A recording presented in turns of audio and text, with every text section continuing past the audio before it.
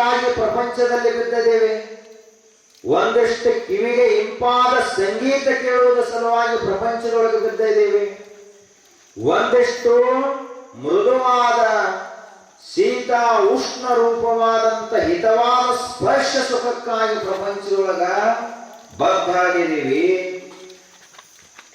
ಈಗ ನಮ್ಮ ಜೀವನ ಎಲ್ಲ ಎದಕ್ಕೆ ಕಳೆದು ಹೋಯಿತು ಅಂತ ಕೇಳಿದರ ಇವೇ 5 ವಿಷಯಗಳಿಗಾಗಿ ಬಡದಾಡಿ ಬಡದಾಡಿ ನಮ್ಮ ಆಯುಷ್ಯ ಕಳೆದು ಹೋಯಿತು. ಬಂದು ಬಂದು ಅಳುವರು. ಹಿಂದಿದ್ದಂಥ ದಶರಥ ಮಹಾರಾಜನು ಅತ್ತ, ಅದರ ಹಿಂದೆ ಇದ್ದಂಥ ಮಾಂಧಾತ ಮಹಾರಾಜ ಅತ್ತ, ಸ್ವತಃ ವಿಷ್ಣುವಿನ ಅವತಾರ ರಾಮಚಂದ್ರನೇ ಅತ್ತ. ಎದಕ್ಕಾಗಿ ಅತ್ತ? ಸೀತೆಗಾಗಿ ಅತ್ತ.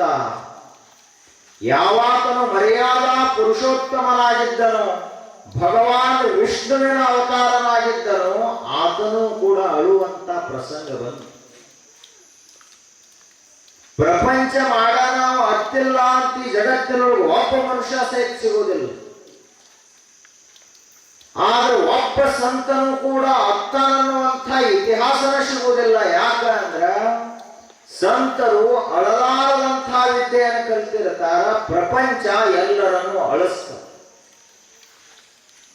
ಯಾವ ಮನುಷ್ಯನಿಗೆ ಚಿಂತೆ ಇಲ್ಲ, ಎಲ್ಲರಿಗೂ ಚಿಂತೆಗಳದಾವ, ಎಲ್ಲರಿಗೂ ಭ್ರಾಂತಿಗಳದಾವ, ಎಲ್ಲರಲ್ಲಿಯೂ ಭ್ರಮೆಗಳದಾವ. ಎಲ್ಲರೂ ಕೂಡ ಅಳುವವರೇ. ಒಬ್ಬರ ಮನೆಯಾಗ ಒಬ್ಬರ ದೇಹ ಬಿಟ್ರೆ ಇನ್ನೊಬ್ಬರ ಮನೆಯಾಗ ಇಬ್ಬರ ದೇಹ ಬಿಟ್ಟಿರ್ತಾರೆ. ಒಬ್ಬರ ದೇಹ ಬಿಟ್ಟು ಅವ್ರು ಇಬ್ಬರ ಮನೆಗೆ ಹೋಗಿ ಸಮಾಧಾನ ಹೇಳುದು, ಇಬ್ಬರು ಇದ್ದ ಅವ್ರು ಒಬ್ಬರ ಮನೆಗೆ ಬಂದು ಹೇಳುದು, ಇಬ್ರು ಕೂಡ ಮೂರನೇದವ್ರ ಮನೆಗೆ ಹೋಗುದು. ಎಲ್ಲರೂ ಯಾರು? ಬಂದು ಬಂದು ಅಳುವರು.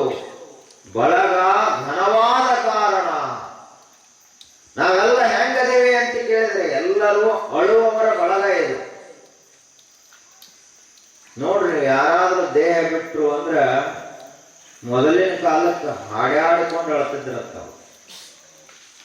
ಅವನ ಲೀಲಾ ಇಲ್ಲಿ ತಕ ಎಷ್ಟು ಕುಡುದ, ಎಷ್ಟು ಸೇರಿದ, ಎಷ್ಟು ಜಗಳ ಮಾಡಿದ, ಎಷ್ಟು ಹೊಲ ತಗೊಂಡ, ಮನೆ ಕಟ್ಟಿಸಿದ, ಒಟ್ಟು ಅವನ ಲೀಲಾ ಏನು ಮಾಡಿದ ನಿಂಗಪ್ಪ ಈ ಊರಾಗ ಹುಟ್ಟಿ ಇಷ್ಟೆಲ್ಲ ಲೀಲಾ ಮಾಡಿದ ಅಂತ ಅವ್ರ ಬಂಧು ಬಳಗದವರು ದೇವರನ್ನ ಹಾಡ್ಲಿಲ್ಲ. ಅವರು ಇದ್ದಾಗ ಬರೀ ಇವಂದ ಹಾಡಿದ್ರು ಅತ್ತು ಅದೊಂದು ಕೊನೆಗಿರ್ತತಿ. ಮತ್ತ ಅಳು ಬರ್ಲಿಲ್ಲ ಅಂದ್ರೆ ಅಳ್ಬೇಕಾಗ್ತದೆ. ಅಳ್ಳಿಲ್ಲ ಅಂದ್ರ ಅವರು ಸಮಾಜ ತಪ್ಪು ತಿಳ್ಕೊತ. ಎಷ್ಟ ಪ್ರೀತಿ ನಿಮ್ಮ ಒಳಗಿದ್ರು ಅವತ್ತರೇ ಅಳಬೇಕಾಗ್ತದ ದೇಹ ಬಿಟ್ಟಾಗ.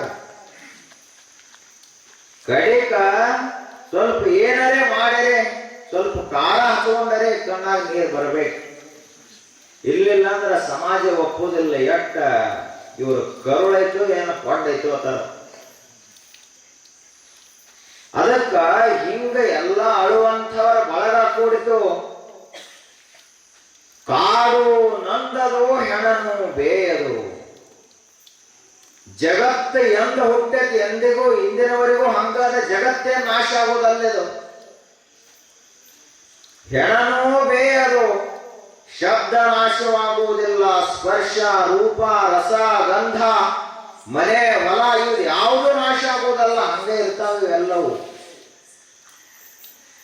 ಆದರೆ ಇಷ್ಟು ಎಲ್ಲದರ ಗದ್ದಲದ ನಡು ಒಂದು ದೊಡ್ಡ ಅನಾಹುತ ನಡೆದು ಹೋಯಿತು. ಬರೀ ಮಾಡ ಉರಿಯಿತ್ತು ಕಾಣ ಗುಹೇಶ್ವರ. ಇದರ ನಡು ಸಿಕ್ ಹೆಣಗಳಿಗಾಗಿ ಬಡದಾಡಿ ಬಡದಾಡಿ ಇವರೆಲ್ಲ ತಮ್ಮ ಆಯುಷ್ಯವನ್ನೇ ಕಳ್ಕೊಂಡು ಬಿಟ್ರು. ಮಾಡ ಉರಿಯಿತ್ತು. ಇಂದ ತೊಟ್ಟಿಲಲ್ಲಿರುವಂತ ಕೂಸ ಹಾಗೇ ಕಳ್ಕೋತ್ ದ್ವಾಡದಾಕೋತನ ಹೋಗ್ತದ. ಅದು ಹೆಂಗ ದ್ವಾಡದಾಗ್ತದ ಹಂಗಂಗ ಅದರ ಆಯುಷ್ಯ ಕಡಿಮೆ ಹಾಕೋತ ಹೋಗ್ತದ. ಮಾಡ ಉರ್ಕೋತ ಹೋಗ್ತದ, ಮೇಣದ ಬತ್ತಿ ಆರ್ಕೋತ ಹೋಗ್ತದ. ಹಚ್ಚಿದಂತಹ ದೀಪ, ಎಣ್ಣೆ, ಬತ್ತಿ ಎಲ್ಲ ತೀರ್ಕೋತ ಮುಕ್ಕೋತ ಹೋಗಿ ಕೊನೆಗೆ ನಂದಿ ಹೋಗ್ತದ ದೀಪ. ಹಾಗೇ ನಮ್ಮ ಶರೀರದಲ್ಲಿ ಒಂದಿಷ್ಟು ಶಕ್ತಿ, ಮನಸ್ಸಿನಲ್ಲಿ ಉತ್ಸಾಹ, ಬುದ್ಧಿಯಲ್ಲಿ ತೇಜ ಇವೆಲ್ಲ ನಮ್ಮಲ್ಲಿ ಇರ್ತಾವ. ಸಮಯ ಬಂದಂಗ ಎಲ್ಲ ಕಡಿಮೆ ಆಕೋತ್ ಹೋಗಿ ಕೊನೆಗೆ ಮನುಷ್ಯ ಅನ್ನುವಂಥವ ನಂದಿ ಹೋದ. ಏನು ಗಳಿಸಿದ 100 ವರ್ಷದ ಆಯುಷ್ಯದೊಳಗ? ಬರೀ ಹೆಣಗಳಿಗಾಗಿ ಬಡದಾಡಿದ. ಎಷ್ಟು ಹುಚ್ಚಿರಬಾರದು ನಮ್ಮ. ಅಲ್ಲಮ ಪ್ರಭುದೇವರು ಹೆಂಗೆ ಬಳಸಿದ್ರು? ಹೆಣ ಅಂತ ಕರೆದ್ರು.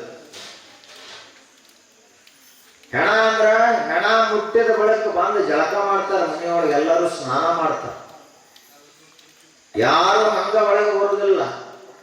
ಯಾರಾದ್ರೂ ದೇಹ ಬಿಟ್ಟಿದ್ರು ಅಂದ್ರೆ ಆ ಕಡೆ ಹೋಗಿ ಬಂದ ಬಳಿಕ ಸ್ನಾನ ಮಾಡಿ ಮಡಿ ಬಟ್ಟೆ ಉಟ್ಕೋತಾರ. ಇನ್ನ ಇವು ಶಬ್ದ ಸ್ಪರ್ಶಗಳ ಜೊತೆಗೆ ಇವುಗಳನ್ನ ತಲೆ ಮ್ಯಾಲ ಹೊತ್ತುಕೊಂಡು ಕುಣಿಯುವಂತ ನಾವು ಎಷ್ಟು ಸಲ ಸ್ನಾನ ಮಾಡಬೇಕು ಅಂತ ಅಲ್ಲಮ ಪ್ರಭುದೇವರು ಹೇಳ್ತಾರೆ.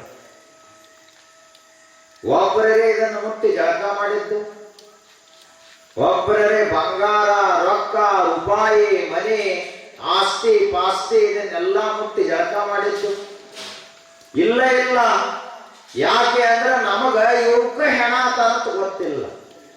ಬರೀ ಜೀವ ಹೋಯ್ತಂದ್ರೆ ಅವ್ನು ಒಬ್ಬಗೆ ಹೆಣ ಅಂತ ನಾವು ತಿಳ್ಕೊಂಡಿದ್ದೀವಿ. ಇವು ಪ್ರತ್ಯಕ್ಷ ಹೆಣ ಬಿದ್ದಾವ ಕಣ್ಣು ಮುಂದೆ ಜಗತ್ತಿನೊಳಗೆ. ಅದರಂತೆ ಹೇಳಿದ್ರು ಅಲ್ಲಮ ಪ್ರಭುದೇವರು, ಇದಕ್ಕಾಗಿ ಬಡದಾಡಿದ್ರೆ ಏನು ಉಪಯೋಗ ಇಲ್ಲ. ನಾವೆಲ್ಲ ಸ್ಮಶಾನದಲ್ಲಿ ಇರುವಂತ ಹೆಣವನ್ನ ನೋಡಿ ಬಡದಾಡುವಂಥವ್ರು. ನನಗ ಕುರ್ಚಿ ಅನ್ನೋ ಹೆಣ ಬೇಕು, ನನಗ ರೊಕ್ಕ ಅನ್ನೋ ಹೆಣ ಬೇಕು, ನನಗ ಬಂಗಾರ ಅನ್ನೋ ಹೆಣ ಬೇಕು ಅಂತ ಬಡದಾಡುವಂಥವರ ಒಂದು ದೊಡ್ಡ ಬಳಗ ಏನು ಅಂದ್ರೆ ಅದೇ ಪ್ರಪಂಚ. ಪ್ರಪಂಚದಲ್ಲಿರುವಂತ ಅಜ್ಞಾನಿಗಳು ಅಂತ ಕರೆದು. ಹಂಗಾದ್ರೆ ನಮ್ಮ ಆಯುಷ್ಯ ಎದಕ್ಕೆ ಕಳಿಬೇಕು? ವಿಚಾರ ಮಾಡಬೇಕು. ಮಹಾತ್ಮರೆಲ್ಲ ಹೇಳಿದ್ರು ಆಯುಷ್ಯ ಎದಕ್ಕೆ ಕಳಿಬೇಕು? ದಿವಸದೊಳಗ ಸ್ವಲ್ಪ ಸಮಯವಾದರೂ ದೇವ ಚಿಂತನೆಗಾಗಿ ನಾವು ಸಮಯವನ್ನು ತೆಗಿಬೇಕು. ದೇವರಂದ್ರೆ ಇರಲಾರದೆ ಇರುವಂಥದ್ದಕ್ಕೆ ದೇವರಂತ ಕರೆಯಂಗಿಲ್ಲ. ದೇವರಂದ್ರ ಮನುಷ್ಯ ಅದನಂತ ಹಿಂಗೂ ಅಲ್ಲ. ದೇವರದನಂದ್ರೆ ಗುಡಿಯಾಗಿರುವಂಥವ ಅಂತ ಅಷ್ಟು ಅಲ್ಲ. ಗುಡಿಯೊಳಗಿರುವಂತಹ ದೇವರ ಒಂದು ಪ್ರತೀಕ, ಒಂದು ಸಂಕೇತ ಮಾತ್ರ. ಈಗ ಆಕಾಶದಲ್ಲಿರುವಂತಹ ನಕ್ಷತ್ರ ತೋರಿಸು ಮುಂದ ಏನ್ ಮಾಡ್ತಾರ? ವಶಿಷ್ಠ ಮತ್ತು ಅರುಂಧತಿ ಇಬ್ಬರು ನಕ್ಷತ್ರಗಳು ತೋರಿಸೋ ಮುಂದ ಏನ್ ಮಾಡ್ತಾರ? ಒಂದು ಟೊಂಗಿಯನ್ನು ತೋರಿಸ್ತಿರ್ತಾರ ಅವ್ರು. ಈ ಟೊಂಗಿ ಮುಂದೆ ನೋಡಿದ್ರೆ ಅಲ್ಲಿ ಆ ನಕ್ಷತ್ರ ಕಾಣ್ತದ. ಅದರ ಮಗ್ಗಲದಲ್ಲಿರುವಂಥದ್ದೇ ಅರುಂಧತಿ ನಕ್ಷತ್ರ. ಅಂದ್ರೆ ನೀವು ಲಗ್ನದೊಳಗೆ ತೋರಿಸ್ತಾರ ಅದನ್ನ ಸತಿಪತಿಗಳಿಗೆ. ನೀವು ಹಂಗ ಅನ್ಯೋನ್ಯವಾಗಿರಿ, ಹೊಡೆದಾಡಬೇಡ್ರಿ, ಬೈದಾಡಬೇಡ್ರಿ. ಆ ಟೊಂಗಿನ ನಕ್ಷತ್ರ ಅಲ್ಲ. ಟೊಂಗಿ ಏನದು? ಒಂದು ಸಂಕೇತ ಮಾತ್ರ. ಆ ಟೊಂಗಿಯನ್ನು ನೋಡಿ ಮುಂದ ನಕ್ಷತ್ರ ನೋಡೋದಿರ್ತದ. ಟೊಂಗಿನ ನಕ್ಷತ್ರ ಅಂತ ತಿಳ್ಕೊಂಡ ಅಂದ್ರ ಪಕ್ಕ ದಡ್ಡದ ಅಂತ ಅರ್ಥ. ಅದರಂತೆಯೇ ಗುಡಿಯೊಳಗಿರುವಂತಹ ದೇವರೇ ನಿಜವಾದ ದೇವರು ಅಂತ ತಿಳ್ಕೊಂಡೇವೆ ಅಂದ್ರ ಟೊಂಗಿನ ನಕ್ಷತ್ರ ಅಂತ ತಿಳ್ಕೊಂಡಂಗ ಆಗ್ತದೆ. ಕೊರಳೊಳಗಿರುವ ಲಿಂಗವೇ ದೇವರ ಅಂತ ತಿಳ್ಕೊಂಡೇವೆ ಅಂದ್ರ ಟೊಂಗಿನ ನಕ್ಷತ್ರ ತಿಳ್ಕೊಂಡಂಗ ಆಗ್ತದೆ. ಹಂಗಾದ್ರೆ ಏನಿದು? ಇವು ಒಂದೊಂದು ಟೊಂಗಿದ್ದಾನೆ. ಗುಡಿ ಒಂದು ಟೊಂಗಿ, ಕೊರಳೊಳಗಿರುವ ಲಿಂಗ ಒಂದು ಟೊಂಗಿ, ಇವೆಲ್ಲ ಒಂದೊಂದು ಟೊಂಗಿಗಳಿದ್ದಂಗ ಇದನ್ನ ನೋಡಿ ಮುಂದಿರುವಂತಹ ದೇವರನ್ನು ನಾವು ತಿಳ್ಕೋಬೇಕಾಗಿದೆ. ಅದನ್ನ ತಿಳಿಸುವ ಸಲುವಾಗಿ ಇಷ್ಟೆಲ್ಲ ವೇದಶಾಸ್ತ್ರ, ಪುರಾಣ, ಆಗಮಗಳು. ಮಹಾತ್ಮರು ಅದನ್ನೇ ಹೇಳಿದರು. ಜೀವಮಾನದ ಅವಧಿಯಲ್ಲಿ ನಾವು ಮಾಡಬೇಕಾದಂತಹ ಒಂದು ಅವಶ್ಯವಾದ ಕೆಲಸ ಯಾವುದು ಅಂದ್ರ ದೇವ ಪೂಜಾ ಮಾಡಬೇಕು, ದೇವ ಸ್ಮರಣವನ್ನು ಮಾಡಬೇಕು. ಆಯುಷ್ಯ ಹೆಂಗ್ ಹೋಗ್ತದ ಗೊತ್ತಿಲ್ಲ. ಮೊನ್ನೆ ಹುಟ್ಟಿದಂಗಾಗಿರ್ತದೆ, 75 ವರ್ಷ ಆಗಿರ್ತಾವ ಅಜ್ಜ. ಏನು ಹೋಯ್ತ್ರಿ ಆಯುಷ್ಯ? ಹಿಂಗ ಸಹಜ ಸರದು ಹೋಯ್ತು. ಇದ ಡೋಣಿ ನದಿಯ ಪಕ್ಕದಲ್ಲೇ ಎಲ್ಲ ಮೊದಲು ಸಣ್ಣವರಿದ್ದಾಗ ಏನು ಮಾಡ್ತಿದ್ದೇವೆ ಎಲ್ಲ ಜೋಳದ ಸುಗ್ಗಿ ಮಾಡ್ತಿದ್ದೇವೆ. ಅಲ್ಲಿಂದ ನೆನಪ ಆದ್ರೆ ಮೊನ್ನೆ ಇದ್ದಂಗಾಗಿದೆ, 75 ವರ್ಷ ಕಳೆದು ಹೋಯ್ತು. ಇನ್ನು ಉಳಿದೋ ಎಷ್ಟು ನಮ್ಮ ಕೈಯೊಳಗಿಲ್ಲವ ಯಾವ ಆಯುಷ್ಯ. ಉಳಿದದ್ ದಿನ ಅಂತ ಕರೀತಾರ ಅವು. 75 ವರ್ಷ ಆದ ಬಳಿಕ ಮುಂದೆ ಆಯುಷ್ಯ ಏನಿರ್ತದಲ್ಲ, ಉಳಿದದ್ ದಿನ ಅವು. ಎಷ್ಟು ಉಳಿದವ ಯಾರಿಗೆ ಗೊತ್ತಿಲ್ಲ. ಆದರೆ ನಾವು ಮಾಡಬೇಕಾದದ್ದನ್ನ ಮಾಡಿದೇವೇನು? ಬರೀ ಅವ್ರ ಸ್ಮರಣ ಮಾಡಿದೀವಿ, ಇವ್ರ ಸ್ಮರಣ ಮಾಡಿದೀವಿ, ಅವ್ರದ್ದು ಮಾತಾಡಿದೀವಿ, ಇವ್ರದ್ದು ಮಾತಾಡಿದೀವಿ, ನಮ್ಮ ಬಗ್ಗೆನ ನಾವು ಮಾತಾಡಲಿಲ್ಲಲ್ಲ. ಎಷ್ಟು ಅಜ್ಞಾನಿಗಳು ನಾವು. ಲಗ್ನಕ್ಕೆ ಹೋಗಿ ವಧೂವರರನ್ನೇ ಮರೆತು ಬಿಟ್ಟಾನ. ಎದಕ್ಕೆ ಹೋಗ್ಯಾನ ಅನ್ನೋದನ್ನೇ ಮರೆತು ಬಿಟ್ಟಾನ. ಅಲ್ಲಿ ಹೋಗಿ ಉಳಿಕಿದವ್ರ ಜೋಡಿ ಮಾತಾಡಿ ಲಗ್ನ ಎಲ್ಲ ಮುಗಿದು ಎಲ್ಲ ಆಗಿ ವಧೂವರ ಹೋಗ್ಬಿಟ್ರು ಅವರು. ಇವ ಕೈಯೊಳಗೆ ಅಕ್ಕಿ ಕಾಳು ಹಿಡ್ಕೊಂಡು ಹಂಗ ಕುಂತ. ಆ ಅಕ್ಕಿ ಕಾಳು ನೋಡಾದ್ರೂ ನೆನಪಾಗಬೇಕಲ್ಲ, ಲಗ್ನಕ್ಕೆ ಬಂದಾನೆ. ಅದು ಸಹಿತ ಇಲ್ಲ. ಇಷ್ಟು ಹುಚ್ಚಾಗ್ಯಾನ ಮನುಷ್ಯ. ಹಂಗ ಮನುಷ್ಯನಾಗಿ ಹುಟ್ಟಿ ಬಂದ ಬಳಿಕ ಏನು ಮಾಡಬೇಕು ಅನ್ನೋದಾದ್ರೂ ನೆನಪಿಗೆ ಬರ್ಬೇಕಲ್ಲ. ನಾನು ಯಾರು ಅಂತ ತಿಳ್ಕೊಳ್ಳೋ ಪ್ರಯತ್ನನೇ ಇಲ್ಲ ಅಂದ ಬಳಿಕ ಈ ಆಯುಷ್ಯ ಇದ್ದೇನು ಉಪಯೋಗದ ಇದು? ನಾಯ ವಲಯೊಳಗಿರ್ತ ಹಾಲಿನಂತಹುದು ಉಪಯೋಗಕ್ಕೆ ಬರುವುದಿಲ್ಲ. ಮಹಾತ್ಮರು ಹೇಳ್ತಾರ, ನಾವು ಹೆಂಗ ಜೀವನ ಕಳಿಬೇಕು. ಅವರೊಬ್ಬರು ಶರಣರು ಹೇಳ್ತಾರ ಒಂದು ವಚನವನ್ನು, ಬಹಳ ಪ್ರಸಿದ್ಧವಾದಂತಹ ವಚನ. ಭೂಮಿ ನಿನ್ನದಲ್ಲ, ಹೇಮ ನಿನ್ನದಲ್ಲ, ಕಾಮಿನಿ ನಿನ್ನವಳಲ್ಲ, ಅವು ಜಗಕ್ಕೆ ಇಕ್ಕಿದ ವಿಧಿ. ನಿನ್ನ ಒಡವೆ ಎಂಬುದು ಜ್ಞಾನರತ್ನ. ಆದ್ರೆ ನಾವು ಭೂಮಿಗೆ ಗಂಟ ಬಿದ್ದೇವೆ, ವ್ಯಕ್ತಿಗಳಿಗೆ ಗಂಟ ಬಿದ್ದೇವೆ, ಅಧಿಕಾರ ಅಂತಸ್ತು ಐಶ್ವರ್ಯಗಳ ಹಿಂದೆ ಹೊಂಟೇವಿ, ಜ್ಞಾನರತ್ನವನ್ನೇ ಮರೆತು ಬಿಟ್ಟೇವೆ. ತುಕಾರಾಮ ಮಹಾರಾಜರು ಯಾವುದನ್ನ ಮೆಚ್ಚವಾದರು ಅಂದ್ರೆ ವಿಠ್ಠಲ ಅನ್ನುವ ನಾಮವನ್ನ ಮೆಚ್ಚವಾದರು, ವೈಕುಂಠಕ್ಕವಾದರು. ಬಸವಣ್ಣನವರು ಕೂಡಲ ಸಂಗಮನನ್ನೇ ತಮ್ಮ ಉಸಿರು, ತಮ್ಮ ಪ್ರಾಣ ಅಂತ ತಿಳ್ಕೊಂಡು ಆರಾಧನೆ ಮಾಡಿದರು, ಜಗತ್ ಪೂಜ್ಯ ಸಂತರಾದರು.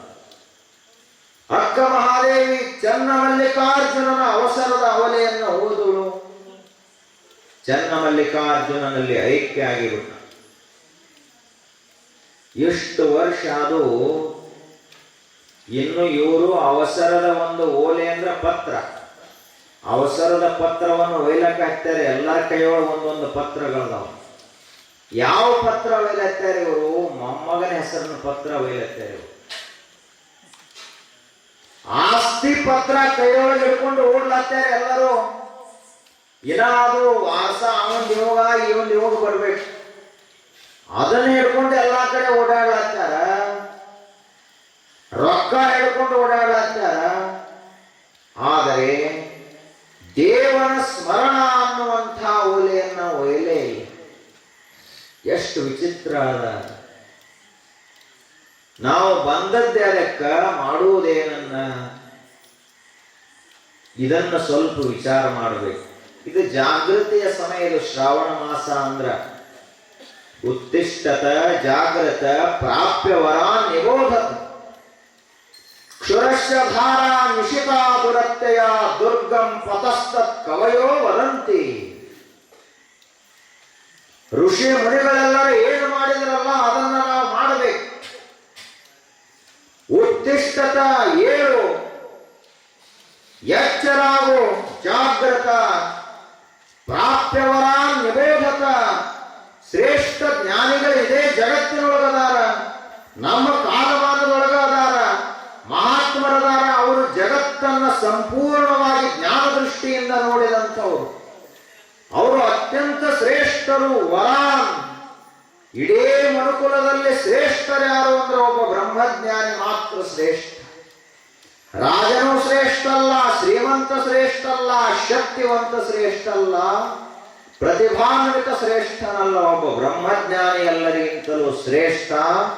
ಅವನೇ ಎಲ್ಲರಿಗಿಂತಲೂ ವರ. ಅಂತ ಮಹಾತ್ಮರದಾರ. ಅವರ ಸಮೀಪ ಹೋಗಿ 4 ನುಡಿಗಳನ್ನು ಕೇಳು. ನಿಬೋಧತ, ಅವರ ಮಾತುಗಳನ್ನು ಕೇಳು, ಲಕ್ಷ್ಯ ಕೊಟ್ಟು ಕೇಳು. ಆದ್ರ ಒಂದು ತಿಂಗಳದೊಳಗ ಅಥವಾ 25 ದಿವಸದೊಳಗೆ ಇಲ್ಲಿ ಏನ್ ನಡೀತ ಅದ್ ನೆನಪು ಉಳಿಯಂಗಿಲ್ಲ ನಮಗೆ. ಇದ್ರೊಳಗ ಒಂದ್ ತಿಂಗಳು ಬರೋದ್ರೊಳಗ ಯಾರೇ ಒಂದ್ ಮಾತು ಬೈದ್ರು ಅಂದ್ರೆ ಅದು ಮಾತ್ರ ನೆನಪು ಉಳಿತು. ಪ್ರವಚನಕ್ಕೆ ಹೋಗಿದ್ನಿ ಹಿಂಗ ಭೇದ, ಪ್ರವಚನಕ್ಕೆ ಹೋಗಿದ್ನಿ ಹಿಂಗ ಭೇದ. ಮುಂದಿನ ವರ್ಷ ಬಂದು ಕೇಳ್ತಾನ ಮತ್ ಏನ್ ಹೇಳ್ತಾನ, ಮಠಕ್ಕೆ ಹೋಗಿದ್ನಿ ಅವಾಗ ಇಂಥವ್ ಹಿಂಗ ನನಗೆ ಭೇದ. ಸಮಯ ಸಹಿತ ಹೇಳ್ತಾನ, ಬೈದದ್ದು ಸಮಯ, ಜಾಗ, ಮತ್ತಲ್ಲಿ ಯಾರ್ಯಾರು ಸಾಕ್ಷಿ ಇದ್ರು ಅದನ್ನು ಸಹಿತ ಹೇಳ್ತಾನ. ಎಷ್ಟು ಹುಚ್ಚಿರಬಾರದತ್ತಿವ. ಯಾವುದೋ ಒಬ್ಬ ಹುಚ್ಚ, ಮೂರ್ಖ, ತಿಳಿಗೇಡಿ, ಕುಡುಕ ಬೈದಂಥ ಬೈಗಳನ್ನ ತನ್ನ ಮನಸ್ಸಿನಲ್ಲಿ ಮನನ ಮಾಡಿ ನೆನಪಿಟ್ಟುಕೊಂಡಾನ. ಬ್ರಹ್ಮಜ್ಞಾನಿಗಳು ತಮ್ಮ ದಿವ್ಯ ತೇಜಸ್ಸಿನಿಂದ, ಜ್ಞಾನದಿಂದ ಒಂದ ಮಾತನ್ನ ಹೇಳಿದ್ರ ಅದು ಇವನ್ ತಲೆ ಒಳಗೆ ಉಳಿಲಿಲ್ಲ. ಆ ಬೈಗಳ ಇಟ್ಕೊಂಡು ಏನ್ ಮಾಡವ ನೀವ? ಬೈಗಳ ಅಂದ್ರೆ ಜಾಲಿ ಮುಳ್ಳಿನ ಗಿಡ ಇದ್ದಂಗ ಅದು. ಬ್ರಹ್ಮಜ್ಞಾನಿಗಳ ಮಾತು ಅಂದ್ರೆ ಮಾವಿನ ವೃಕ್ಷದ ಬೀಜ ಇದ್ದಂಗ. ಅದನ್ನೇ ನೆಟ್ಟಿದ್ದ ಅಂದ್ರ ಮಹಾವೃಕ್ಷವೇ ಆಗುತ್ತಿತ್ತು, ಆತ್ಮ ಸಾಕ್ಷಾತ್ಕಾರದ ಫಲಗಳನ್ನು ಕೊಡುತ್ತಿತ್ತು.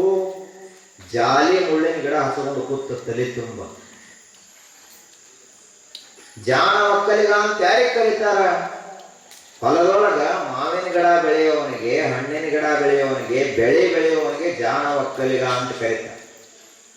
ಹೊಲ ತುಂಬ ಬಳ್ಳಾರಿ ಜಾಲಿ ಹಚ್ಚಿದ ಅಂದ್ರೆ ಅವನು ಜಾಣ ಒಕ್ಕಲಿಗ. ದಡ್ಡ ಒಕ್ಕಲಿಗ ಅಂತ ಕರೀತಾರ ಅವನಿಗೆ, ಒಕ್ಕಲಿಗ ಅಂತ ಕರೆಯಂಗಿಲ್ಲ. ಹಂಗ ನಮ್ಮ ತಲೆಯೊಳಗೆಲ್ಲ ಏನದಾವ್? ಬರೀ ಹಿಂದಿನವರು ಬೇದದ್ದು, ಇಂದಿನವರು ಬೇದದ್ದು, ಮತ್ತೆ ಯಾರು ನಮಗೆ ಎಲ್ಲಿ ಅಪಮಾನ ಮಾಡಿದ್ರು, ಯಾರು ನಮ್ಮ ಬಗ್ಗೆ ಕೆಟ್ಟ ಅಂದ್ರು, ಇವೇ ನಮ್ಮ ತಲೆಯೊಳಗ ಹಾಕೊಂಡು ಅದನ್ನೇ ವಿಚಾರ ಮಾಡ್ಕೋತ ನಾವು ಕೂಡಿರ್ತೀವಿ, ಮನನ ಮಾಡ್ತೀವಿ. ನಮ್ಮ ಜೀವನ ಉದ್ಧಾರ ಆಗೋದ್ರೆ ಹೆಂಗಾದೀತು? ಅದಕ್ಕ ಪ್ರಾಪ್ಯವರ ನಿಬೋಧಕ. ನಾವು ಎಷ್ಟೇ ಜಾಣರಿರ್ಬೋದು, ಆದ್ರೆ ಅಧ್ಯಾತ್ಮದಲ್ಲಿ ನಾವು ಇನ್ನೂ ಸಣ್ಣವರೇ, ಬಾಲಕರೇ. ಪ್ರಪಂಚದಲ್ಲಿ ಬಹಳ ಹಿರಿಯರಿರ್ಬೋದು, ಅಧ್ಯಾತ್ಮ ಏನು ಗೊತ್ತದ ನಮಗ? ನಮ್ಮ ಒಳಗೆ ಏನು ಬದಲಾವಣೆ ನಡೀತದ, ಮನಸ್ಸು ಯಾಕೆ ಹಿಂಗ ಮಾಡ್ತದ, ಅದು ನಮ್ಗೆ ಗೊತ್ತಿಲ್ಲ. ಅದನ್ನು ತಿಳ್ಕೊಳ್ಳುವ ಸಲುವಾಗಿ ಮಹಾತ್ಮರ ಸಾನ್ನಿಧ್ಯಕ್ಕೆ ಹೋಗಬೇಕು. ಕ್ಷುರಸ್ಯ ಧಾರ ನಿಶಿತಾ ದುರತ್ತೆಯ. ಖಡ್ಗಾದ ಒಂದು ಹರಿತವಾದಂತಹ ಖಡ್ಗಾದ, ಅದರ ಅಲಗು ತುದಿ ಹೆಂಗದ ಅಂದ್ರೆ ಬಹಳಷ್ಟು ಚೂಪದ, ತೀಕ್ಷ್ಣ ಅದ. ಆದ್ರ ಸತ್ಯದ ದಾರಿ ಇಷ್ಟು ಕಠಿಣವಾಗಿದ್ದರೂ ಕೂಡ ಇದರ ಮ್ಯಾಲಿನಿಂದಲೇ ನಡೆದುಕೊಂಡು ಎಲ್ಲ ಮಹಾತ್ಮರು ಹೋಗ್ಯಾರ. ಅಸತ್ಯದ ದಾರಿ, ಅಧರ್ಮದ ದಾರಿ, ಸುಳ್ಳಿನ ದಾರಿ ಬಹಳ ಸರಳ, ಹೆಂಗ ಗಾದಿನಲ್ಲಿ ನಡೆದಂಗ. ಆದ್ರೆ ಮುಂದೆ ಹೋಗಿ ದೊಡ್ಡ ತೆಗ್ಗದ, ಕೊಳ್ಳಕ್ಕೆ ಬೀಳಮದ ಮುಂದೆ ಹೋಗಿ. ಸತ್ಯದ ದಾರಿ ಒಳಗೆ ಮೊದಲ ಅಲಗಿದ್ದರೂ ಕೂಡ, ಮೊದಲ ಖಡ್ಗದ ದಾರಿ ಇದ್ರೂ ಕೂಡ ಕೊನೆಗೆ ಪರಮಾತ್ಮನ ಧಾಮವನ್ನ ಸೇರ್ತಾನೆ. ಹೀಗಾಗಿ ನಾವು ನಮ್ಮ ಆಯುಷ್ಯವನ್ನು ವೃಥಾ ಹೋಯಿತಲ್ಲ ಸಂಸಾರ ಅನ್ನುವಂಗ ಆಗಬಾರದು. ಮಕ್ಕಳಿಗಾಗಿ ಒಂದಿಷ್ಟು ಆಯುಷ್ಯ ಹೋಯ್ತು, ಮೊಮ್ಮಕ್ಕಳಿಗಾಗಿ ಹೋಯ್ತು, ಭೂಮಿ ಸೀಮೆಗಳಿಗಾಗಿ ಆಯುಷ್ಯ ಹೋಯ್ತು, ಜಗಳ ಜೂಟಗಳಿಗಾಗಿ ಆಯುಷ್ಯ ಹೋಯ್ತು, ಪ್ರಪಂಚಕ್ಕಾಗಿ ಅಂತ ಆಯುಷ್ಯ ಹೋಯ್ತು. ಉಳಿದದ್ದು ಎಷ್ಟು ಆಯುಷ್ಯ ನಮ್ಮ ಕೈಯೊಳಗೆ, ಅದನ್ನಾದ್ರೂ ವಿಚಾರ ಮಾಡಬೇಕಲ್ಲ. ಮಹಾತ್ಮರು ಆಯುಷ್ಯವನ್ನ ಅಮೃತದಂತೆ, ಆಯುಷ್ಯವನ್ನ ಮುತ್ತು ರತ್ನಗಳಂತೆ ಬಳಸಿದರು. ಅದಕ್ಕಾಗಿ ಅವರಷ್ಟು ದೊಡ್ಡ ಜ್ಞಾನಿಗಳಾದರು. ಇಷ್ಟೆಲ್ಲ ಋಷಿಮುನಿಗಳ ಚರಿತ್ರೆಯನ್ನು ನೋಡಿದೀವಿ. ಏನು ಮಾಡಿದರು ಅವರೆಲ್ಲರೂ? ಮತ್ತು ಋಷಿಮುನಿಗಳಲ್ಲಿ ಕೆಲವು ಜನ ಮಾತ್ರ ಸನ್ಯಾಸಿಗಳು, ಎಲ್ಲರೂ ಗೃಹಸ್ಥರವರು, ಎಲ್ಲರೂ ಲಗ್ನ ಆದವರು, ಮಕ್ಕಳಿದ್ದು ಅವರಿಗೆ, ನಿಮಗೆ ಒಂದೊಂದು ಅಡ್ಡಾಡದ ಅವ್ರಿಗೆ 10-15 ಇದ್ದು. ಅಷ್ಟು ಪ್ರಪಂಚ ಮಾಡಿ ಮತ್ತೆ ಜಗತ್ತಿಗೆ ಗುರುವಾಗುವಷ್ಟು ಆಲ್ಮೋಸ್ಟ್ ಅವರು ದೊಡ್ಡವರಾದ್ರು ಅಂದ್ರೆ ಎಷ್ಟು ಸಾಧನ ಮಾಡಿರಬಾರ್ದು ಅಧ್ಯಾತ್ಮದ್ದು. ನಿಮಗೆ ಇರುವ 2 ಮಕ್ಕಳು ಇರುವುದಿಲ್ಲ, ಅವ 2 ಮಕ್ಕಳು ಪಾಲನಾ ಪೋಷಣೆ ಮಾಡ್ಲಕ್ಕ ಆಗುದಿಲ್ಲ ಈಗಿನವರಿಗೆ. ಮೊದಲೇನ ಅಜ್ಜ ಅಜ್ಜಿಗಳು ಚಲೋ ಇದ್ದರು, ಅವರು ಒಬ್ಬೊಬ್ಬರಿಗೆ 10, 12 ಇದ್ದು ಅವರಿಗೆ. ಆದ್ರೂ ಅವರೆಲ್ಲ ವ್ಯವಸ್ಥೆ ಮಾಡಿ ಬೆಳೆಸಿದ್ರು. ಈಗಿನವರಿಗೆ ಒಂದಕ್ಕ ಕೊಂಚಿಗೆ ಹಾಕಿರ್ತಾರ, ಇನ್ನೊಂದಕ್ಕೆ ಹಾಕೋದು ಮರ್ತಿರ್ತಾರ. ಒಂದಕ್ಕ ಹಾಲು ಕುಡಿಸಿರ್ತಾರ, ಇನ್ನೊಂದಕ್ಕ ಮರ್ತ ಬಿಡ್ತಾರ. ಆದ್ರ ಅವರು ಪ್ರಪಂಚ ಮಾಡಿದಂಥವ್ರು, ಶರಣರೆಲ್ಲ ಪ್ರಪಂಚ ಮಾಡಿದಂಥವ್ರು. ತುಕಾರಾಮನ ಪ್ರಪಂಚ ಅಂದ್ರ ಹಂಗ್ಯಾರ ಪ್ರಪಂಚ ಇಲ್ಲಿ. ಹೆಂಡತಿ ಎಂಥ ಜಬರ್ದಸ್ತ್ ಇದ್ಲು ಅಂದ್ರ, ಒಂದು ದಿವಸ ಕಬ್ಬು ತಗೊಂಡು ಹೊಲದಿಂದ ಕಬ್ಬು ತಗೊಂಡು ಮನೆಗೆ ಬರ್ತಿದ್ರು ಅವ್ರು. ಪಾಪ ಎಲ್ಲಾರು ತಿನ್ನೋನು ಅಂತೇಳಿ ಒಂದು ಹೊರೆ ಕಬ್ಬು ತಲೆ ಮೇಲೆ ಹೊತ್ಕೊಂಡು ಮನೆಗೆ ಬರ್ತಿದ್ರು. ಬರೋ ಮುಂದ ಹುಡುಗರು ನನಗೊಂದು ಕಬ್ಬು ಬೇಕು, ನನಗೊಂದು ಕಬ್ಬು ಬೇಕು ಅಂತೆಲ್ಲ ಕೇಳಿದ್ರು. ಮೊದಲೇ ಅವರು ದಯಾವಂತರು, ಕರುಣಾವಂತರು, ದಾನಶೀಲರು. ಒಂದೊಂದು ಕಬ್ಬು ಕೊಡ್ಕೋತ ಬಂದ್ರು. ಒಂದ ಕಬ್ಬು ಉಳಿತು ಮನೆಗೆ ಹೋದ್ರು. ಒಂದು ಹೊರೆ ಕಬ್ಬದೊಳಗೆ ಒಂದು ಕಬ್ಬು ಉಳಿತು. ಆ ಬಳಿಕ ಮನೆಯಲ್ಲಿ ಬಂದ ಬಳಿಕ ಹೆಂಡತಿ ಕೇಳಿದ್ಲು, ಏನ್ ಕಬ್ಬು ಇಲ್ಲದಾವ ಅಂತ ಕೇಳಿದ್ರು. ಇವರಂದ್ರು ಒಂದ ಉಳಿದೈತಿ ಅಂತ ಹೇಳಿದ್ರು. ಆ ಕಬ್ಬು ತಗೊಂಡನ ಬೆನ್ನ ಮೇಲೆ 2 ಏಟು ಬಾರಿಸಿದ್ರ ಕಬ್ಬು 4 ತುಂಡ. ಅವಾಗ ತುಕಾರಾಮರು ಏನು ಬೈಲಿಲ್ಲ, ಆಕಿ ಸಂತೋಷದಿಂದ ಮತ್ತೆ ಧನ್ಯವಾದ ಅಂತ ಹೇಳಿದ್ರು. ಒಂದ ಕಬ್ಬದೊಳಗೆ 4 ತುಂಡ ಮಾಡಿ ಮನೆಯವರಿಗೆಲ್ಲ ಹೆಂಗ ಹಚ್ಚುದು ಅಂತ ನಾ ವಿಚಾರ ಮಾಡ್ತಿದ್ನಿ, ನೀನ ಕೆಲಸ ಮಾಡಿಬಿಟ್ಟಿ ಅಂತ ಹೇಳಿ. ಒಬ್ಬರೇ ನೀವು ಹಂಗ ಬಡದಾರೆ.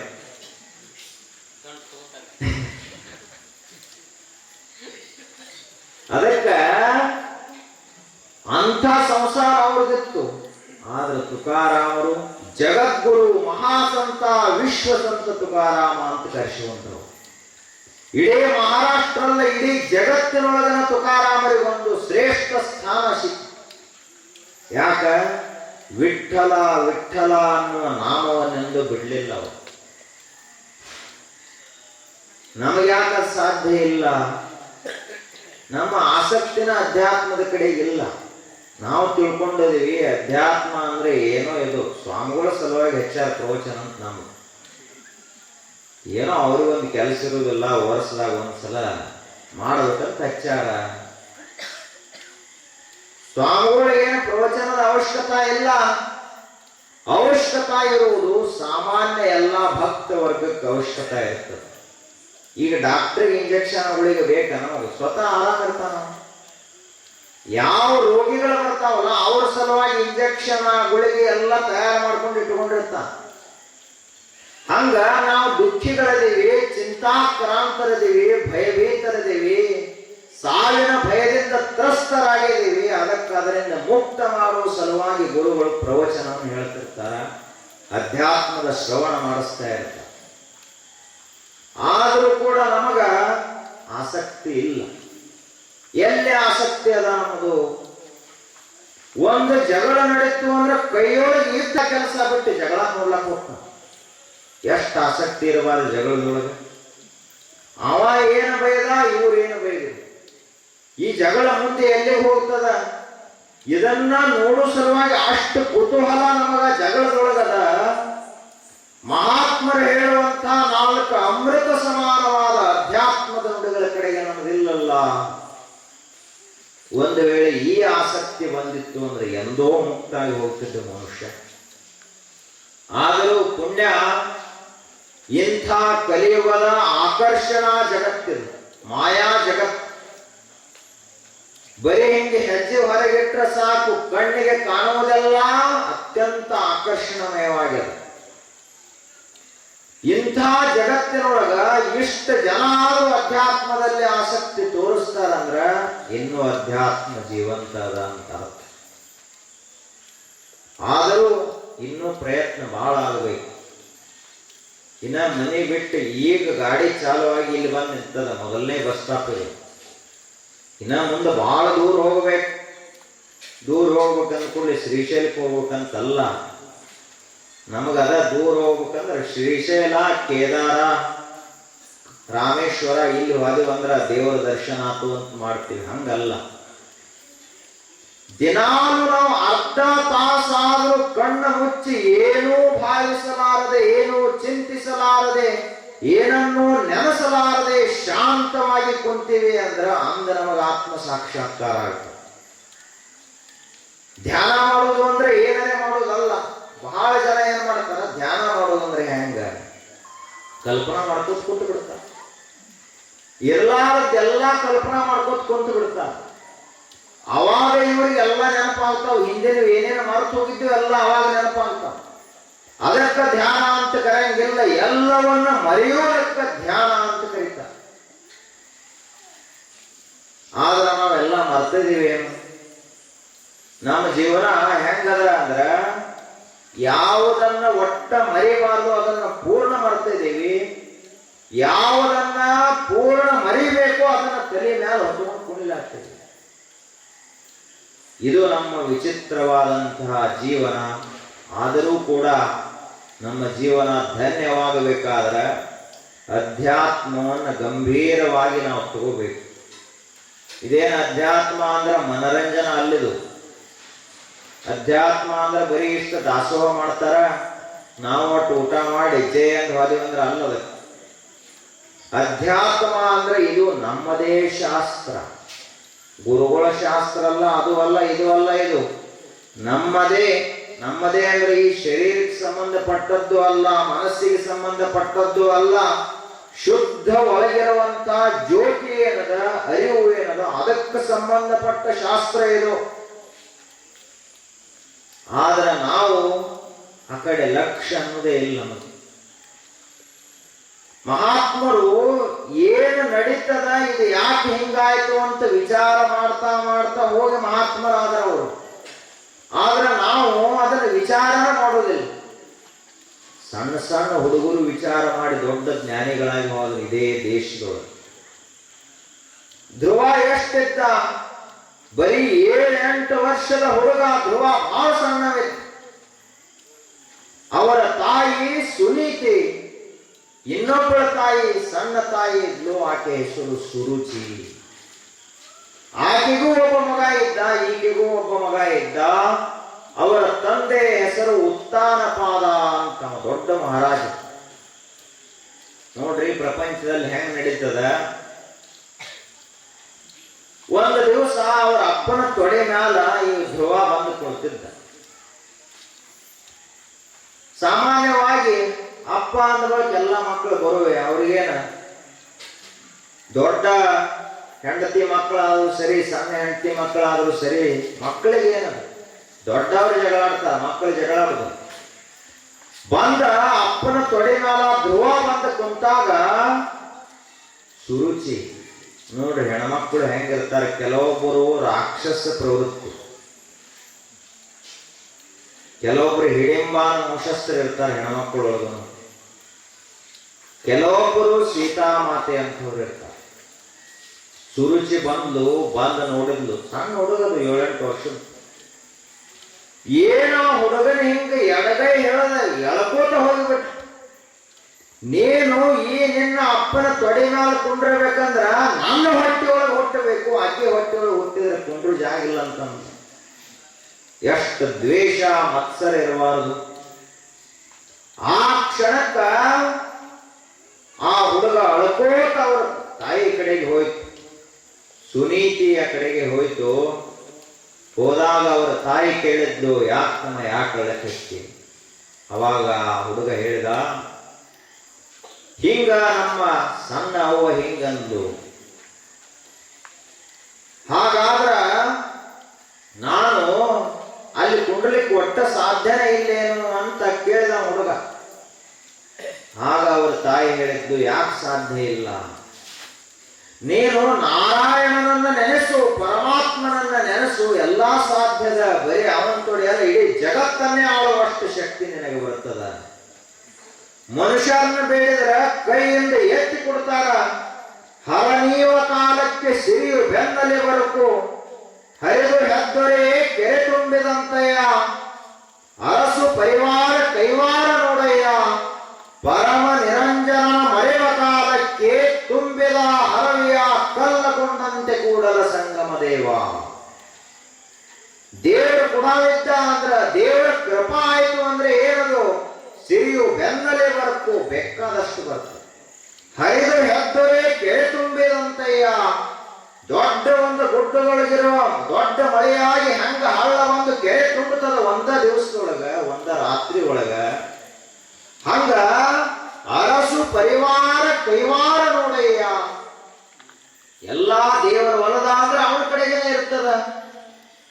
ಪರಮ ನಿರಂಜನನ ಮರೆವ ಕಾಲಕ್ಕೆ ದೇವರನ್ನು ಮರ್ತೀವಿ ಅಂದ್ರೆ ಏನಾಗ್ತದ? ತುಂಬಿದ ಹರವಿಯ ಕಲ್ಲಕೊಂಡಂತೆ ಕೂಡಲ ಸಂಗಮ ದೇವ. ದೇವರನ್ನ ಮರ್ತೀವಿ ಅಂದ್ರ ತುಂಬಿದ ಹರಿವಿಗೆ ಒಂದ ಸಣ್ಣ ಹಳ್ಳ ಹೋದ್ರು ಸಾಕು, ಎಲ್ಲಾ ನೀರು ಒಡೆದು ಹೋಗ್ತದ, ಗಡಿಗೆನು ಒಡೆದು ಹೋಗ್ತದ. ಆಗ ಧ್ರುವನಿಗೆ ಅವರ ತಾಯಿ ಸುನೀತಿ ಒಂದು ಮಾತನ್ನ ಹೇಳಿದ್ಲು, ನೀನು ಮನುಷ್ಯರ ಕೃಪಾ ಅಪೇಕ್ಷೆ ಮಾಡ್ಲಾಕ್ ಹೋಗಬೇಡ, ದೇವರನ್ನ ಧ್ಯಾನ ಮಾಡು ಅಂತ ಹೇಳಿದ್. ಆಗ ಧ್ರುವ 8 ವರ್ಷದ ಬಾಲಕ ಕಾಡಿಗೆ ಹೋದಾಗ ಏನ್ ಮಾಡ್ಬೇಕಂತ ಗೊತ್ತಿರಲಿಲ್ಲ. ನಾರದ ಮಹರ್ಷಿಗಳು ಬಂದ್ರು. ಏನು ಮಾಡಲಿ ಸಾಧನ ಅಂತ ಕೇಳಿದ. ಓಂ ನಮೋ ಭಗವತೆ ವಾಸುದೇವಾಯ, ಈ ಮಹಾಮಂತ್ರವನ್ನು ಜಪ ಮಾಡು, ಸಾಕ್ಷಾತ್ ವಿಷ್ಣುವೇ ನನಗೆ ದರ್ಶನ ಕೊಡ್ತಾನ ಅಂತ ಹೇಳುವಾದ್ರು. ಹುಡುಗನಲ್ಲಿ ಎಷ್ಟು ನಿಷ್ಠಾ ಇತ್ತು ಅಂದ್ರ ಅವನ ಹೆಸರನ್ನ ಧ್ರುವ. ಧ್ರುವ ಅಂದ್ರೆ ಒಟ್ಟ ಅಲಿಗಾಡವಲ್ಲ ಅಂತ, ಹೊಯ್ದಾಡವಲ್ಲ, ಚಂಚಲಾಗವಲ್ಲ, ಇದಕ್ಕ ಬಗ್ಗುವಂಥವನಲ್ಲ. ಆತನ ಹೆಸರೇ ಧ್ರುವ. ಅವನು ಜಪಕ್ಕ ಕುಂತ, ಧ್ಯಾನಕ್ಕ ಕುಂತ, ಗಾಳಿ ಬೀಸ್ತು, ಮಳೆ ಬಂತು, ಬಿಸಿಲ ಬಂತು, ಪ್ರಾಣಿಗಳು, ಕಾಡು ಪ್ರಾಣಿಗಳು ಅನೇಕ ಹುಲಿ, ಸಿಂಹ, ಚಿರತೆ, ಹಾವು, ಚೇವು ಎಲ್ಲಾ ಬಂದು ಹೊರತು ಅವ ಮಾತ್ರ ಅಲುಗಾಡ್ಲಿಲ್ಲ. ಅದಕ್ಕೆ ಧ್ರುವ ಅಂತ ಕರೀತಾರೆ. ಆಗ ಕುಂತಾಗ ಒಂದು ದಿವಸ ಪರಮಾತ್ಮನ ದರ್ಶನ ಆಯಿತು, ಪ್ರತ್ಯಕ್ಷ ಆದ. ಧ್ರುವನಿಗೆ ಇಡೀ ಜಗತ್ತಿನ ರಾಜನನ್ನಾಗಿ ಮಾಡಿದ. ಅಷ್ಟೇ ಅಲ್ಲದೆ ನೀನೊಂದು ನಕ್ಷತ್ರ ರೂಪವಾಗಿ ಯಾವಾಗಲೂ ಇರು, ಈ ಜಗತ್ತನಿನ್ನ ನೋಡಿ ಒಂದು ಪಾಠ ಕಲೀಲಿ ಅಂತ ಆಕಾಶದೊಳಗೆ. ಆದ್ರೆ ನಾವೇನು ಮಾಡ್ತೀವಿ? ಸ್ವಲ್ಪ ಮಳೆ ಬಂತು ಅಂದ್ರ ಮುಗಿತ್, 10 ಜನ ಬರ್ತಾರೆ. ಉಳಿಕೆದ ಮಂದೆಲ್ಲ ಏನಾತು? ಅಧ್ರುವ ಅಳಿಗಾಡವ್ರಂತವ್ರು. 4 ಹನಿ ಮಳೆ ನಮ್ಮನ್ನು ಅಲಿಗಾಡಿಸ್ತಿತ್ತು ಅಂದ್ರೆ ಏನು ದೇವರ ದರ್ಶನ ಹೆಂಗ್ ಸಾಧ್ಯ? ಸ್ವಲ್ಪ ತಂಪ ಗಾಳಿ ಬೀಸ್ತು ಅಂದ್ರ ನಮಗ ಪ್ರವಚನವಲ್ಲ ಅನ್ನಿಸ್ತಿತ್ತು ಅಂದ್ರ ಇನ್ನು ದೇವರ ದರ್ಶನ ಹೆಂಗ್ ಸಾಧ್ಯದ? ಏನಾದರೂ ಸರಿ, ನಿಷ್ಠಾ ಅಂದ್ರೆ ನಿಷ್ಠಾ ಇರಬೇಕು. ಗುರುಗಳ ಮೇಲೆ ಶ್ರದ್ಧಾ ಅಂದ್ರೆ ಶ್ರದ್ಧಾ ಇರಬೇಕು. ನಮ್ಮದು ಹಂಗಾಗೋದಿಲ್ಲ. ಇಲ್ಲೇ ಮಠಕ್ಕೆ ಬಂದ ಗುರುಗಳ ಮೇಲನ ಸಂಶಯ, ಗುರುಗಳು ಹೇಳಿದ ಮಾತಿನ ಮೇಲನ ಸಂಶಯ, ಅವ್ರ ಜೊತೆಗೇನೆ ವಾದ ಮಾಡೋದು. ಒಂದು ಗೊತ್ತಿರಬೇಕು, ದೊಡ್ಡ ಬಣಿವೆ ಅದ ಅಂದ್ರ ಆ ಬಣಿವೆ ಎಂದೇ ಒಂದು ಬೆಂಕಿಯ ಕಿಡಿ ಜೊತೆಗೆ ಹೋರಾಟ ಮಾಡಬಾರದು. ಸನ್ಯಾಸಿಗಳು, ತಪಸ್ವಿಗಳು, ಸಾಧುಗಳು ಅಂದ್ರೆ ಬೆಂಕಿ ಕಿಡಿ ಇದ್ದಂಗೆ ಸ್ವಲ್ಪ ಇರ್ತಾರ, ತೇಜಸ್ಸು ಬಹಳ ದೊಡ್ಡದಿರುತ್ತೆ. ಗುಡ್ಡದಷ್ಟು ಬಣಿವೆ ಇರಲಿ, ರವದೆ ಇರಲಿ, ಎಲ್ಲವನ್ನ ಸುಟ್ಟು ಭಸ್ಮ ಮಾಡುವಷ್ಟು ಶಕ್ತಿ ಒಂದು ಬೆಂಕಿಯ ಕಿಡಿಯಲ್ಲಿ ಇರುತ್ತದೆ. ಅದಕ್ಕ ನಿಮಗ ಗೊತ್ತಾಗೋದಿಲ್ಲ. ಯಾಕೆ ಅಂದ್ರ ನಿಮ್ಮ ಲೋಕನ ಬೇರೆ ಇರ್ತದೆ. ಸನ್ಯಾಸಿಗಳ ಲೋಕ ಅಂದ್ರ ತಪಸ್ಸಿನ ಲೋಕ, ಸಿದ್ಧಿಯ ಲೋಕ, ಅದ್ವಿತೀಯ ಶಕ್ತಿಗಳ ಸಾಮ್ರಾಜ್ಯದೊಳಗವರು ಇರ್ತಾರೆ. ಒಂದು ಮಾತು ತಪ್ಪಿ ಹೋದರೂ ಸಹಿತ ಅದು ನಿಮಗೆ ಹಾನಿ ಮಾಡ್ತದ. ಅದಕ್ಕೆ ಸನ್ಯಾಸಿಗಳ ಜೊತೆಗೆ, ಒಳ್ಳೆಯವರ ಜೊತೆಗೆ, ಸಜ್ಜನರು, ನೀತಿವಂತರು, ಚಾರಿತ್ರ್ಯವಂತರ ಜೊತೆಗೆ ಎಂದೂ ಜಗಳ ಆಡಬಾರದು, ವಾದ ಮಾಡಬಾರದು. ಆದರೂ ನಮ್ಮ ಹಣೆ ಬರ ಕೆಟ್ಟದ್ದಿತ್ತಂದ್ರೆ ಏನ್ ಮಾಡ್ಲಿಕ್ಕಾಗುತ್ತದ? ಅದಕ್ಕೆ ಸರಿಯಾಗಿ ಅರ್ಥ ಮಾಡ್ಕೋಬೇಕು. ಇದೊಂದು ಪವಿತ್ರವಾದ ಆಶ್ರಮ ಅದ ಅಂದ್ರ ಇದನ್ನು ಎಲ್ಲರೂ ಕೂಡ ಶ್ರದ್ಧೆಯಿಂದ ಮುನ್ನಡೆಸ್ಕೊಂಡು ಹೋಗ್ಬೇಕು. ಮಠವನ್ನೇ ಪಂಚಾಯಿತಿಯನ್ನ ಎಂದೂ ಮಾಡಬಾರದು. ಎಲ್ಲ ಊರೊಳಗೆ ಹಂಗ ಊರಾನ ರಾಜಕೀಯ, ಊರಾನ ಜಾತಿ ತನ್ನ ಮಠಕ್ಕೆ ಹಾಕ್ತಾರೆ.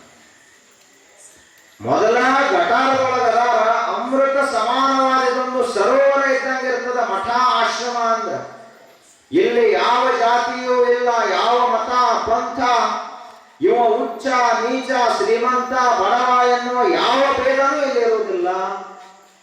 ಆದ್ರೂ ನಮ್ಮ ತಲೆಯೊಳಗನ ಕೊಳಚೆ ತುಂಬಿದಾಗ ಏನ್ ಮಾಡ್ಲಿಕ್ಕ, ಮತ್ತ ನಾವು ಊರಾನ ಕತ್ನ ಎಲ್ಲ ತಂದ ಇಲ್ಲಿ ಮಠಕ್ಕೆ ತಂದ ಇದನ್ನು ಒಂದು ಪಂಚಾಯತಿ ಮಾಡಿದಂದ್ರೆ ಅವಾಗ ನಮಗೆ ಸಮಾಧಾನ.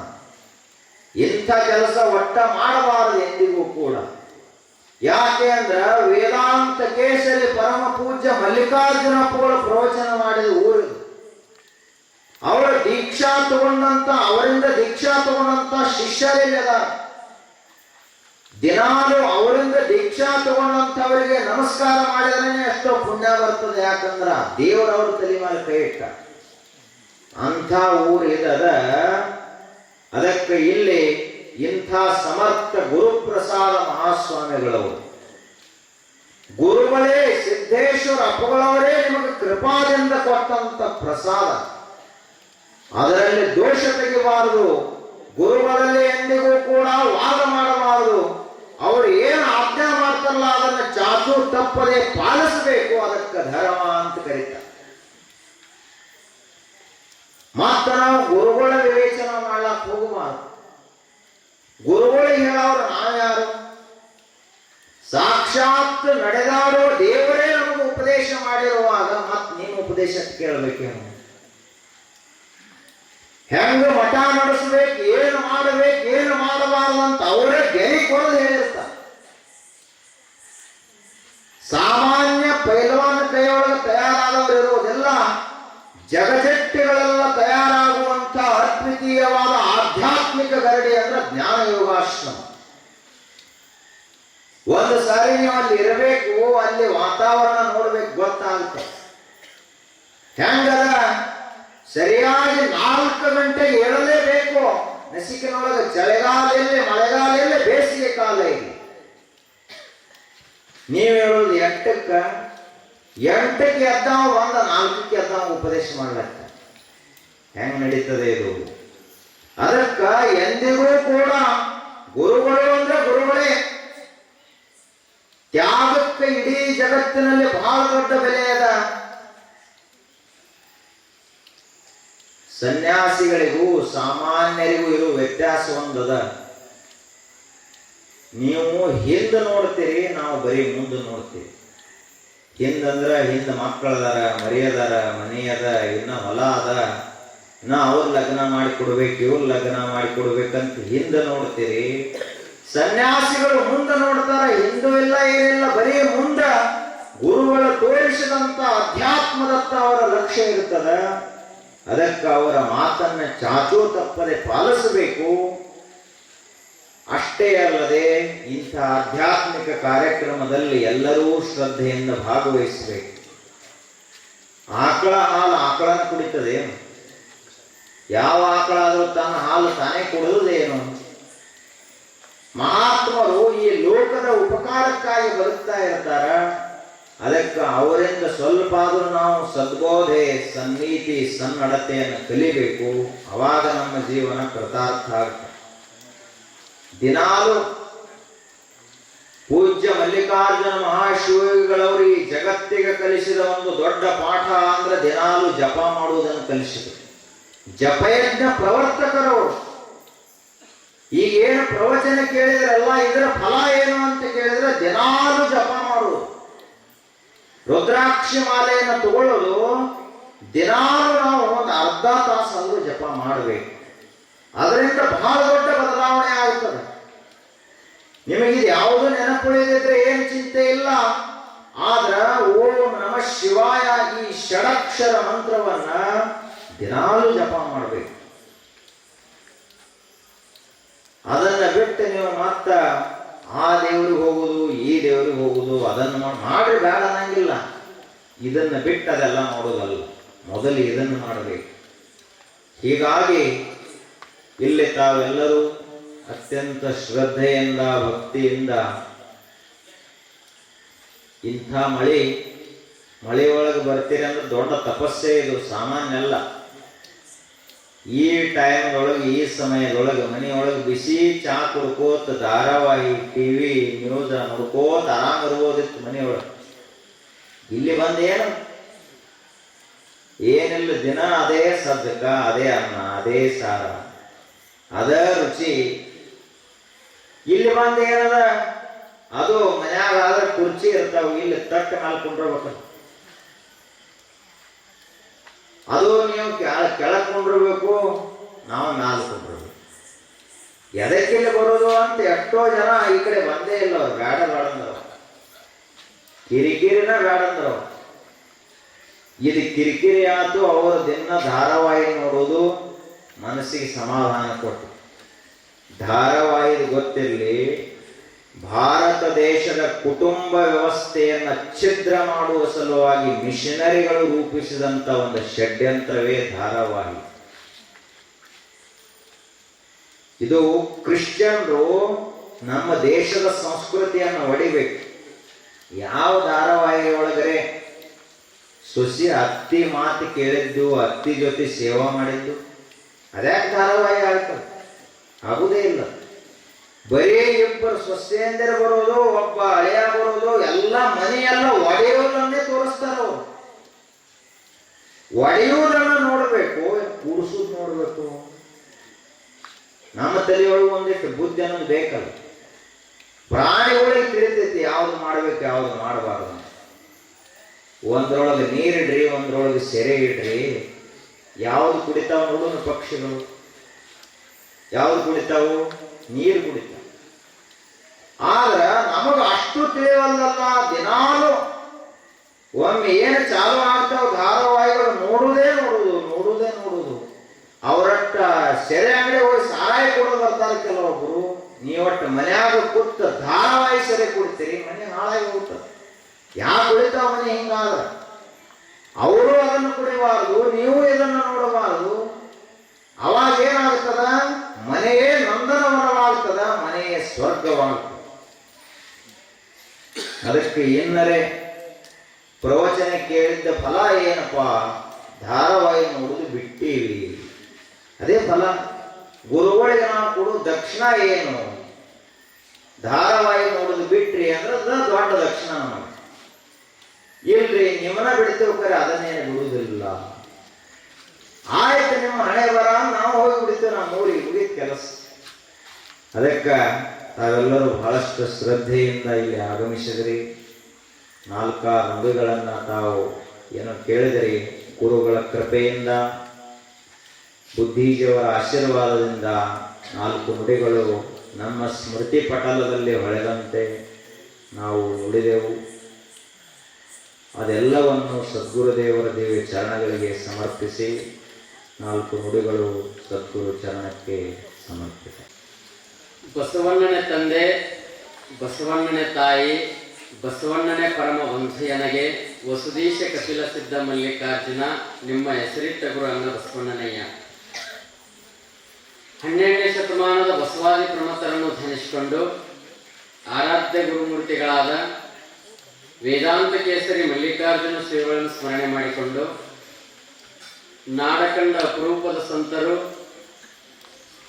ತಪೋನಿಷ್ಠರು, ಜ್ಞಾನಿಗಳಾದಂಥ ಪರಮ ಪೂಜ್ಯ ಸಿದ್ದೇಶ್ವರಪ್ಪಾಜಿಯವರ ಪಾದಕಮಲಗಳಲ್ಲಿ ಹಣ್ಣೆ ಮಾಡಿದು 1 ತಿಂಗಳ ಪರ್ಯಂತ ಪ್ರತಿನಿತ್ಯ ನೀವು ಬರ್ರಿ, ಬರದೇ ಇರ್ರಿ, ತಪ್ಪದೇ ಪ್ರತಿನಿತ್ಯ ಜ್ಞಾನದ ಕಾಯಕ ಮಾಡಿದ ಪೂಜ್ಯರಾದ ಈಶಪ್ರಸಾದ ಮಹಾಸ್ವಾಮಿಗಳು, ಸಮ್ಮುಖಾರೋಡ ಮಠ ಅಥರ್ಗ, ಆ ಪೂಜ್ಯರನ್ನು ಸ್ಮರಣೆ ಮಾಡಿಕೊಂಡು ತಮ್ಮೆಲ್ಲರಿಗೂ ಶರಣಾರ್ಥಿಗಳು.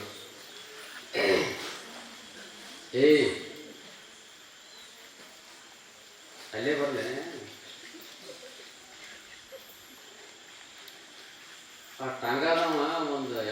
ಇದ್ರಿಗಿಂತ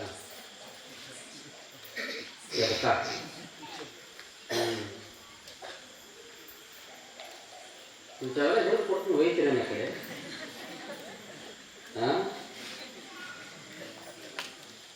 ಅವರು ಡ್ರ್ಯಾಗನ್ ಹತ್ರ ಅದಾರ ಚಕ್ರೆ ತುಂಬ ಕಡೆ ಹೋಗ್ಲಿಕ್ಕಿಲ್ಲ, ಹೆಚ್ಚು ಮಾತು ಬರ್ತಾವ. ಇರಲಿ, ಪ್ರತಿನಿತ್ಯ ಸಂತರ ಕೆಲಸ ಏನಂದ್ರೆ ಮನಸ್ಸಿನ ಪಾತ್ರೆಯನ್ನು ತೊಳೆಯುವುದು.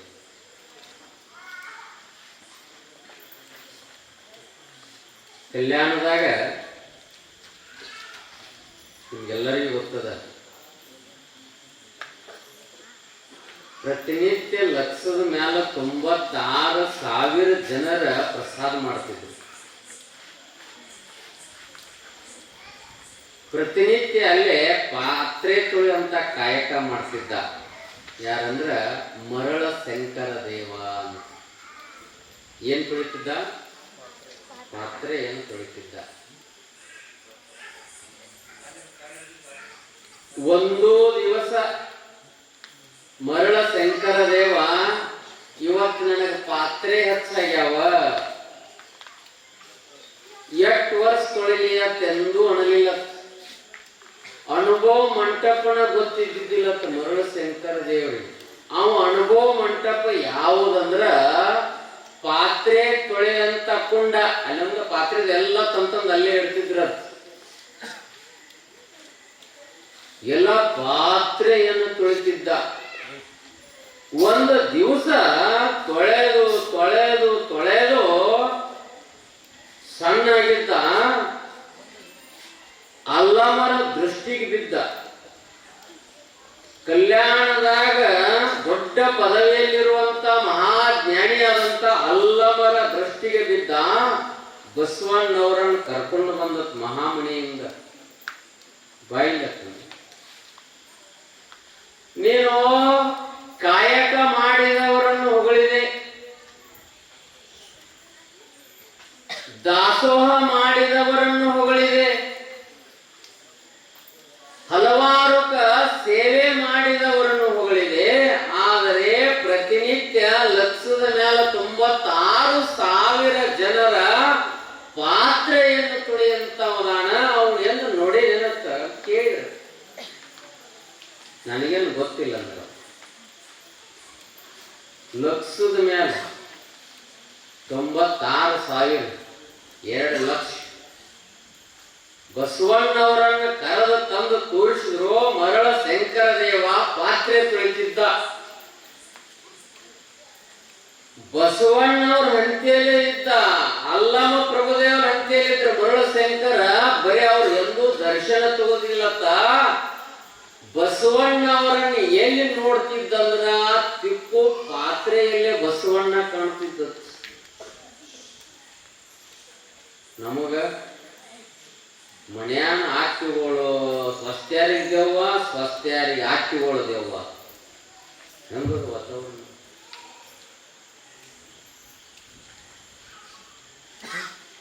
ಅಪ್ಪಗ ಮಗ ವೈರಿ, ಮಗಗ ಅಪ್ಪ ವೈರಿ.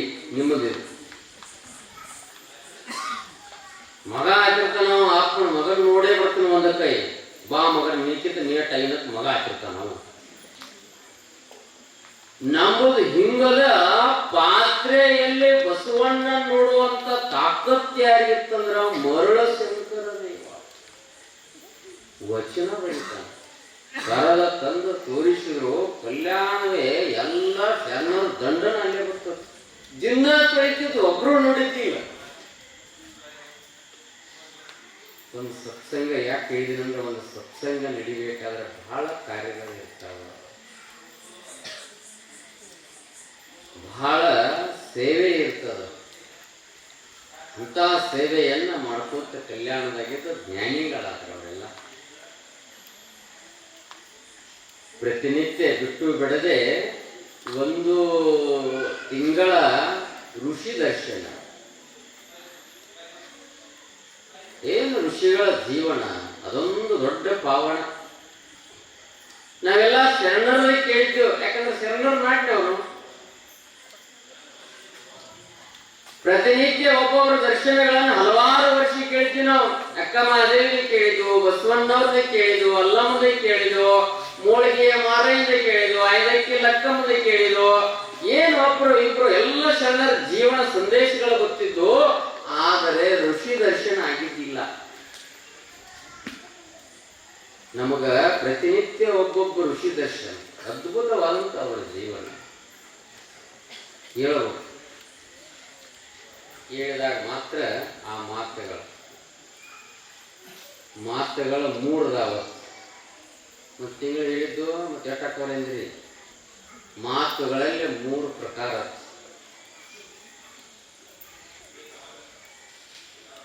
ಕೇಳಿದ್ರೂಪ್ಲೆ ಬಿಟ್ಟೇ ಬಿಡುದು ಒಂದನೇ ಮಾತು, ಕೇಳಿದ ಮ್ಯಾಲತ್ತು ಬಿಡುದು 2ನೇ ಮಾತು, ಕೇಳಿದ್ರು ಬಿಡಬಾರ್ದು 3ನೇ ಮಾತು. ಕೇಳಿದ್ರು ಬಿಡಬಾರ್ದು ಯಾವುದು, ಕೇಳಿದ ಮ್ಯಾಲತ್ತು ಬಿಡುದು ಯಾವುದು, ಕೇಳಿದ್ರೂಪ್ಲೆ ಬಿಡುದು ಯಾವುದು? ಹೌದಿಲ್ಲ? ಚಾಡಿ ಮಾತದಾವಲ್ಲ ಅವೆಲ್ಲ ಕೇಳಿದ ತಕ್ಷಣ ಬಿಟ್ಬಿಡುದು. ನಿನಗೆ ಹಂಗಂದ್ರು ನನಗೆ ಹಿಂಗಂದ್ರು ತಗೊಂಡು ಏನು ಮಾಡೋಣ ನಾವು, ನಮಗೆ ಏನಿಲ್ಲ. ಬೇಕಾದ್ರೆ ಸುಮ್ಮನೆ ಹಂಗೆ ಹಚ್ತಿರ್ತಾರೆ ಜಗಳ. ಉದ್ಬತ್ತಿ ಹೆಂಗೆ ಊದು ಹಾಕಿದಂಗೆ ಹುಗಿ ಹೇಳ್ತಿರುತ್ತೆ, ಹಂಗೆ ಹುಗಿ ಹಚ್ತಿರ್ತಾರೆ. ಅವತ್ತೇನು ಚಾಡಿ ಮಾತದಾವಲ್ಲ ಅವ್ನು ಕೇಳಿದ್ರಪ್ಲೆ ಬಿಟ್ಬಿಡು. ಹೇಳಿದ ತಕ್ಷಣ ಲೇಟ್ ಮಾಡಂಗಿಲ್ಲ. ನೋ ಎಂಟ್ರಿ ಒಳಗೆ, ಯಾವಾಗಿಂದ ಒಳಗೆ ಇಳಿಬಾರ್ದು. ಒಳಗೆ ಇಳಿತಂದ್ರೆ ಭಾಳ ಕೆಟ್ಟದ ಮತ್ತು ವಾತಾವರಣ. ಅದಕ್ಕೆ ಕೇಳಿದ ತಕ್ಷಣ ಕೇಳಿದ ಮ್ಯಾಲತ್ತು ಬಿಡೋದು. ಹೊಗಳಿಕೆ ಮ್ಯಾಲದಾವಲ್ಲ ಹೊಗಳಿಕೆ, ಅವನು ಬಿಡಬೇಕು. ಹೊಗಳಿಯನ್ನ ಹೊಣ್ಣ ಸೂಲ ಕಿಕ್ಕಿದರು ಬಸವಣ್ಣವ್ರು ಹೇಳ್ತಾರ. ಏನಂತ? ಹೊಗಳಿಯನ್ನ ಹೊಣ್ಣ ಶೂಲ ಕಿಕ್ಕಿದರು, ಆಳಿಗೊಂಡವರೆನ್ನ ಆಳುವರೆಂಬೆನು. ಬಸವಣ್ಣ ಬಹಳ ಸುಂದರ ಮಾತನ್ನು ರಚನೆ ಮಾಡ್ತಾರ. ಹಂಗ ನಿಮ್ಮನ್ನು ಯಾರಾದ್ರೂ ಹೊಗಳಿದ್ರೂಪ್ಲೆ ನಾವು ಬಲು ನುಗ್ಗಿದಂಗೆ ನುಗ್ಗಿ ಬಿಡ್ತೀವಿ. ಒಂದ್ಸಲ ಕಪ್ಪಿ ನೋಡ್ರಿಲ್ಲ, ಹೊರ ಓದಿರ್ತಾವ. ಅದ್ರಾಗ ಅದ್ರಾಗ ಎಲ್ಲ ಒಕ್ಕಡಿ ಒಂದೇ ಇರ್ತಾವ. ಅದ್ರಾಗ ಏನು ಮಾಡಿತ್ತು, ಈ ಬಾತುಗೋಳಿ ಆ ನೀರೊಳಗೆ ಇದ್ದಿಲ್ಲ, ಆ ಕಪ್ಪಿ ಕುಕ್ಕಾಕ್ ಹೋಗ್ತಿದ್ದು ಬಾತುಕೋಳಿ ಮೇವು ಉಬ್ಬಿಸ್ತಾವ. ಬೇಕಾದ್ರೆ ನೋಡ್ರಿ ಒಂದ್ಸಲ ಒಂದು ಎದುರೇನಾದ್ರು ಬಿಡ್ರಿ ಮೇವು ಉಬ್ಬಿಸ್ತಾವ. ಆ ಬಾತುಕೋಳಿ ಏನು ಮಾಡಿತ್ತದು, ಏನು ಉಬ್ಬಿಸ್ತೇವ ಭಾಳ ಚಂದ ಉಬ್ಬಿಸ್ತಿಲ್ಲ ಆಗ್ತದ. ಹೌದಾ ಆಗ್ತದ, ಮಾತು ಉಬ್ಬಿಸ್ತಾವ. ಬಾತುಕೋಳಿ ಬಂದಿದ್ದು ಎಲ್ಲಕ್ಕಂದ್ರೆ ಅದನ್ನ ಹಿಡ್ಕೊಂಡು ಹೋಗ್ಬೇಕಂದ್ರೆ ಒಂದು ಕಟ್ಟು ಗೊತ್ತಾಗ್ಬೋದ ಕಾಯ್ತೀವಿ, ಗೊತ್ತಾಗಿಲ್ಲ. ಏನು ಚಂದ ಉಬ್ಬಿಸ್ತೇವ ಆಗ್ತದ, ಮಾಸ್ತಟ್ಟು ಉಬ್ಬಿಸ್ತಿ ಭಾಳ ದೊಡ್ಡದಾಗನೇ ಆಗ್ತದ. ನಿನ್ನಂಗೆ ಯಾರೂ ಉಬ್ಬಿಸಿಲ್, ಪ್ರಶಸ್ತಿ ನಿನಗ ಕೊಡೋಣ ಎಂತಾದ ನೊಬೆಲ್ ಪಾರಿತೋಷಕ ಕೊಡಬೇಕಂತ ಮಾಡೇನತ್ತ ಬಾತುಕೋಳಿ. ಭಾರತ ದೇಶದ ದೊಡ್ಡ ಪ್ರಶಸ್ತಿ ನನಗೆ ಸಿಗ್ತೈತಿ, ನೋಟ್ ಉಬ್ಬಿಸ್ಬೇಕಂತ ಉಬ್ಬಿಸ್ತು ಡಾಪತ್ತು ಬಟನ್ ಹಿಡ್ಕೊಂಡು ಬಿಡ್ತದು. ಹೊಗಳ್ತಾರ ನಮ್ಮನ್ನ. ಹೊಗಳು ಡಬ್ ಬಂದ್ರಿ ನಿಮ್ಮ ಜೀವನ ಕಷ್ಟ ಆಗಿರ್ತದೆ. ಅದಕ್ಕಾಗಿ ಹೊಗಳಿಕೆ ಮಾತುಗಳನ್ನು ಬಿಡಿ, ಚಾಡಿ ಮಾತುಗಳನ್ನು ಬಿಡಿ. ಇನ್ನ ಕೇಳ ಒಟ್ಟ ಬಿಡಬಾರ್ದು. ಯಾವುದಂದ್ರೆ ಸ್ವಂತ ಶರಣರ ಮಾತುಗಳೇನದವಲ್ಲ ಅವು ಎಂದೂ ಬಿಡಬಾರ್ದು. ಅದಕ್ಕೆ ಹೇಳ್ತಾರ ಅವರು, ಒಂದು ಕ್ಷಣ ನಿಮ್ಗೆ ಖುಷಿ ಆಗ್ಬೇಕಾಗಿತ್ತಂದ್ರ ಒಂದು ಜಂಪ್ ನಿದ್ದೆ ಮಾಡಿ. ಇನ್ನು ಹೊಕ್ಕಿರ್ಲಿಲ್ಲ ಅದಾಯ್ತು ನಿಜ. ನೋಡ್ರಿ ಹೆಂಗದ, ಒಂದು ಕ್ಷಣ ನಿಮಗೆ ಖುಷಿ ಸಿಗಬೇಕಾಗಿತ್ತರ ಒಂದು ಜಂಪ್ ನಿದ್ದೆ ಮಾಡಿ. ಒಂದು ದಿನದ ಖುಷಿ ಬೇಕಾಗಿತ್ತಂದ್ರ ಎಲ್ಲಾದ್ರೂ ಪಿಕ್ನಿಕ್ ಹೋಗ್ಬೇಕು. ಒಂದು ದಿನ ನೋಡ್ಬೇಕು, ಎಷ್ಟು ಲವಲವಿಕೆ ಇರ್ತದೆ ಜೀವನ, ಭಾಳ ಮಜಾ ಆಗ್ತದೆ. ಹೋದಾಗ ಭಾಳ ಖುಷಿ, ಅಲ್ಲಿ ನೋಡೋದು ಇಲ್ಲಿ ನೋಡೋದು ಅಲ್ಲಿ ನೋಡೋದು, ಹಂಗೆ ಮಾಡಿ ಜೀವನ ಖುಷಿ ಇರುತ್ತೆ. ಒಂದು ದಿನ ಖುಷಿ ಆಗ್ತದೆ. ಒಂದು ವಾರದ ಖುಷಿ ಬೇಕಾಗಿತ್ತಂದ್ರ ಊರನ್ನು ಸ್ವಚ್ಛ ಮಾಡ್ಬೇಕು. ನಿಮ್ಮ ಮನೆ ಮುಂದೆ ಕಸ ಹೊಡಗಂಗಿಲ್ಲ. ಅವನು ಪಂಚಾಯತಿಗೆ ಹೋಗ್ಯಾವ ಗೊತ್ತ ತಾವು ಮನೆ ಮುಂದೆ ಕಸ ಹೊಡಗ.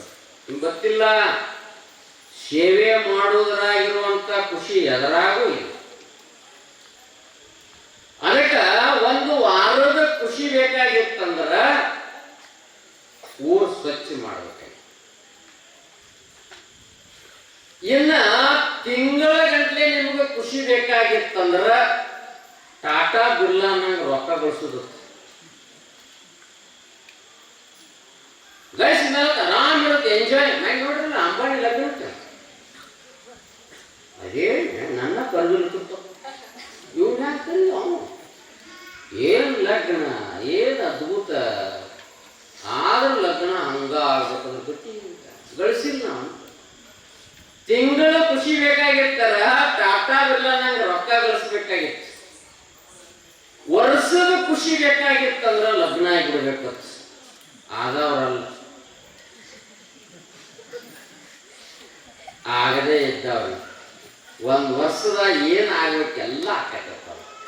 ಯಾರದ ಲಗ್ನ ಅದಾವ ಒಂದ ವರ್ಷ ಅದೇನ ಕರಿಬೇಕು, ಏನು ಕರಿಬಾರೆಲ್ಲ ಕರೀತಾರ. ವರ್ಷ ಆದ್ಮೇಲೆ ಅದು ಗೊತ್ತು ನೋಡತ್ತಿಂದ ಏನಾಕತ್ತ ಗೊತ್ತಿಲ್ಲ. ಮುಂದಿನ ಅದ್ರ ಬಗ್ಗೆ ವಿಶ್ಲೇಷಣೆ ಮಾಡಲ್ಲ. ಇನ್ನು ನಿಮಗೆ ಜೀವನ ಪರ್ಯಂತ ಖುಷಿ ಬೇಕಾಗಿತ್ತಂದ್ರ ನೀವು ಸತ್ಸಂಗಕ್ಕೆ ಬರಬೇಕು. ಜೀವನ ಪೂರ್ಣ ಆಗ್ತದ. ನಿಮಗೆ ಜೀವನ ಪರ್ಯಂತ ಖುಷಿ ಬೇಕಾಗಿತ್ತಂದ್ರೆ ಸತ್ಸಂಗಕ್ಕೆ ಬರಬೇಕು. ಅದನ್ನ ಬಿಟ್ಟರೆ ಬೇರೆ ಏನೂ ಖುಷಿ ಆಗಿಲ್ಲ. ಅವೆಲ್ಲ ಕ್ಷಣಿಕದಾವ. ಅದಕ್ಕಾಗಿ ಹೇಳ್ತಾನೆ ಏನಂತ, 10 ವರ್ಷದವರಿದ್ದಾಗ ತಾಯಿಯ ಕೈಗಳ ಹಿಡಿಯೋದನ್ನು ಬಿಡು, 20 ವರ್ಷದಲ್ಲಿದ್ದಾಗ ಆಟ ಆಡೋದು ಬಿಡು, 30 ವರ್ಷದವರಿದ್ದಾಗ ಅತ್ತ ಕಣ್ಣಾಡಿಸೋದು ಬಿಡು, 40 ವರ್ಷದವ್ರು ನಾನಾ ಅನ್ನೋದು ಬಿಡು, 50 ವರ್ಷಕ್ಕೆ ಪ್ರಪಂಚ ಮಾಡೋದು ಬಿಡು, 60 ವರ್ಷಕ್ಕ ವ್ಯವಹಾರ ವ್ಯಾಪಾರ ಹೊಲ ಮನೆ ಗಳಿಸೋದು ತಗೋದು ಕೊಡೋದು ಎಲ್ಲ ಬಿಡು, 70 ವರ್ಷಕ್ಕ ಹಾಸಿಗೆ ಮ್ಯಾಲ ಮಲಗೋದು ಬಿಡು, 80 ವರ್ಷಕ್ಕ ಆ ಜಾತಿ ಈ ಜಾತಿ ಅನ್ನೋದು ಬಿಡು, 90 ವರ್ಷಕ್ಕ ಜೀವಿಸಿದವನು ಬಿಡು, 100 ವರ್ಷಕ್ಕೆ ಈ ಜಗತ್ತನ್ನು ಬಿಟ್ಟು ಹೋಗಿಬಿಡು.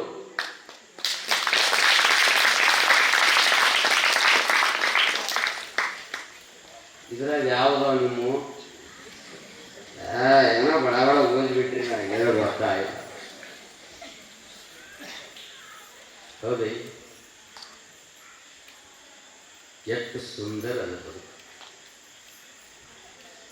ಎಷ್ಟು ಚಂದ ರಚನೆ ಮಾಡಿದ್ದಾರೆ, ಕ್ರಮಬದ್ಧವಾಗಿ ರಚನೆ ಮಾಡಿದ್ದಾರೆ. ಹಂಗಾಗಿ ಜೀವನ ಅನ್ನೋದು ಪೂರ್ಣ ಇರ್ತದೆ.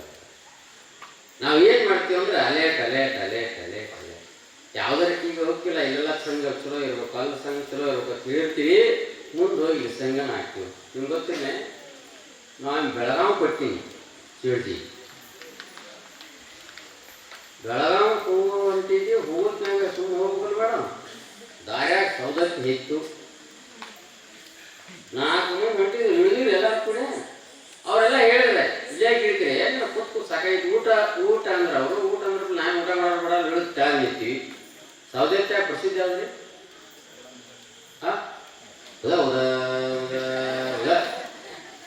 ದೇವ್ರದು ನೀವು 2 ಸಲ ಹೋಗಿ ಗೊತ್ತಿಲ್ಲ. ನಾಳೆ ಕನಿಷ್ಠ ವರ್ಷದಾಗ 2-3 ಸಲ ಹೋಗಿರ್ತೀನಿ ನಾವು. ಹಿಂಗಾಗಿ ಹೇಳಿದವರೆಲ್ಲ ಇಳಿಬೇಡ್ರಿ ಸುಮ್ಕೂಡ್ರಿ ಅಂದ್ರೆ ಅವ್ರು ಸುಮ್ಕೂಡ್ರಿ. ನಾನು ಹೋಗಿ ಇಳಿದು ನಿಂತೀನಿ. ಆಟ್ರಾಗ ಆ ಜಗ ಹೊತ್ಕೊಂಡು ಜೋಗ ಬಿದ್ರಿ. ಜಗ ತಿಳಿದಿರುತ್ತೆ ಆ ಜೋಗ ಬಿದ್ದ. ಅದಕ್ಕೆ ಪಾಪ ಒಂದಕ್ಕೆ ಬಂದ್ಬಿಟ್ಟಿದ್ರಿ. ನಾ ಹೇಳಿದ್ರು ಇಟ್ಟಲ್ಲ ಅವ್ನು ಬಾಂಧ ಮುತ್ಯಾರ ಈ ಜಗ ನೋಡ್ಕೊತೀರತ್ ಮುಂದಿರ್ತಾವ.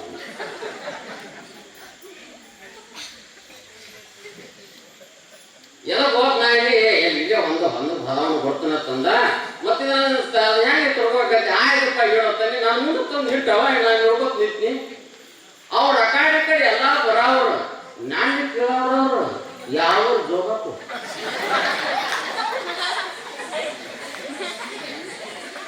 ನಾನು ಇಟ್ಟು ಸಾವರ ಇಡ್ತಾರೆ.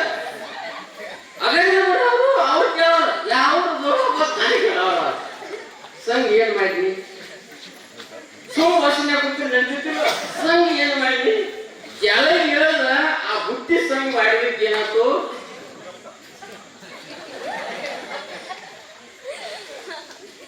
ಜೋಗಪ್ಪ ಆಗಿತ್ತು. ಏನು ಮಾಡೋದು? ಜೀವನವೇ ಸಂಘ ಒಂದಿತ್ತು ಚಲೋ. ಸಂಘ ಚಲೋ ಇತ್ತು ಅಂದ್ರೆ ಜೀವನ ಚಲೋ ಆಗ್ತದೆ. ಅದಕ್ಕೆ ನಾವು ಚಲೋ ಅಂತ ಏನು ಮಾಡಿದಿಲ್ಲ, ಈ ಸಂಘಗಳು ಏನದವಲ್ಲ ನಮ್ಮ ಜೀವನವನ್ನು ಪರಿಪೂರ್ಣ ಮಾಡ್ತಿರ್ತಾವ. ಯಾರು ಲಗ್ನ ಆಗಿಲ್ಲ? ಲಗ್ನ ಅಂದ್ರೆ ನಿಮ್ಗೆ ದೊಡ್ಡ ಹಬ್ಬ ಇದ್ದಂಗೆ ಆಗ ಲಗ್ನ.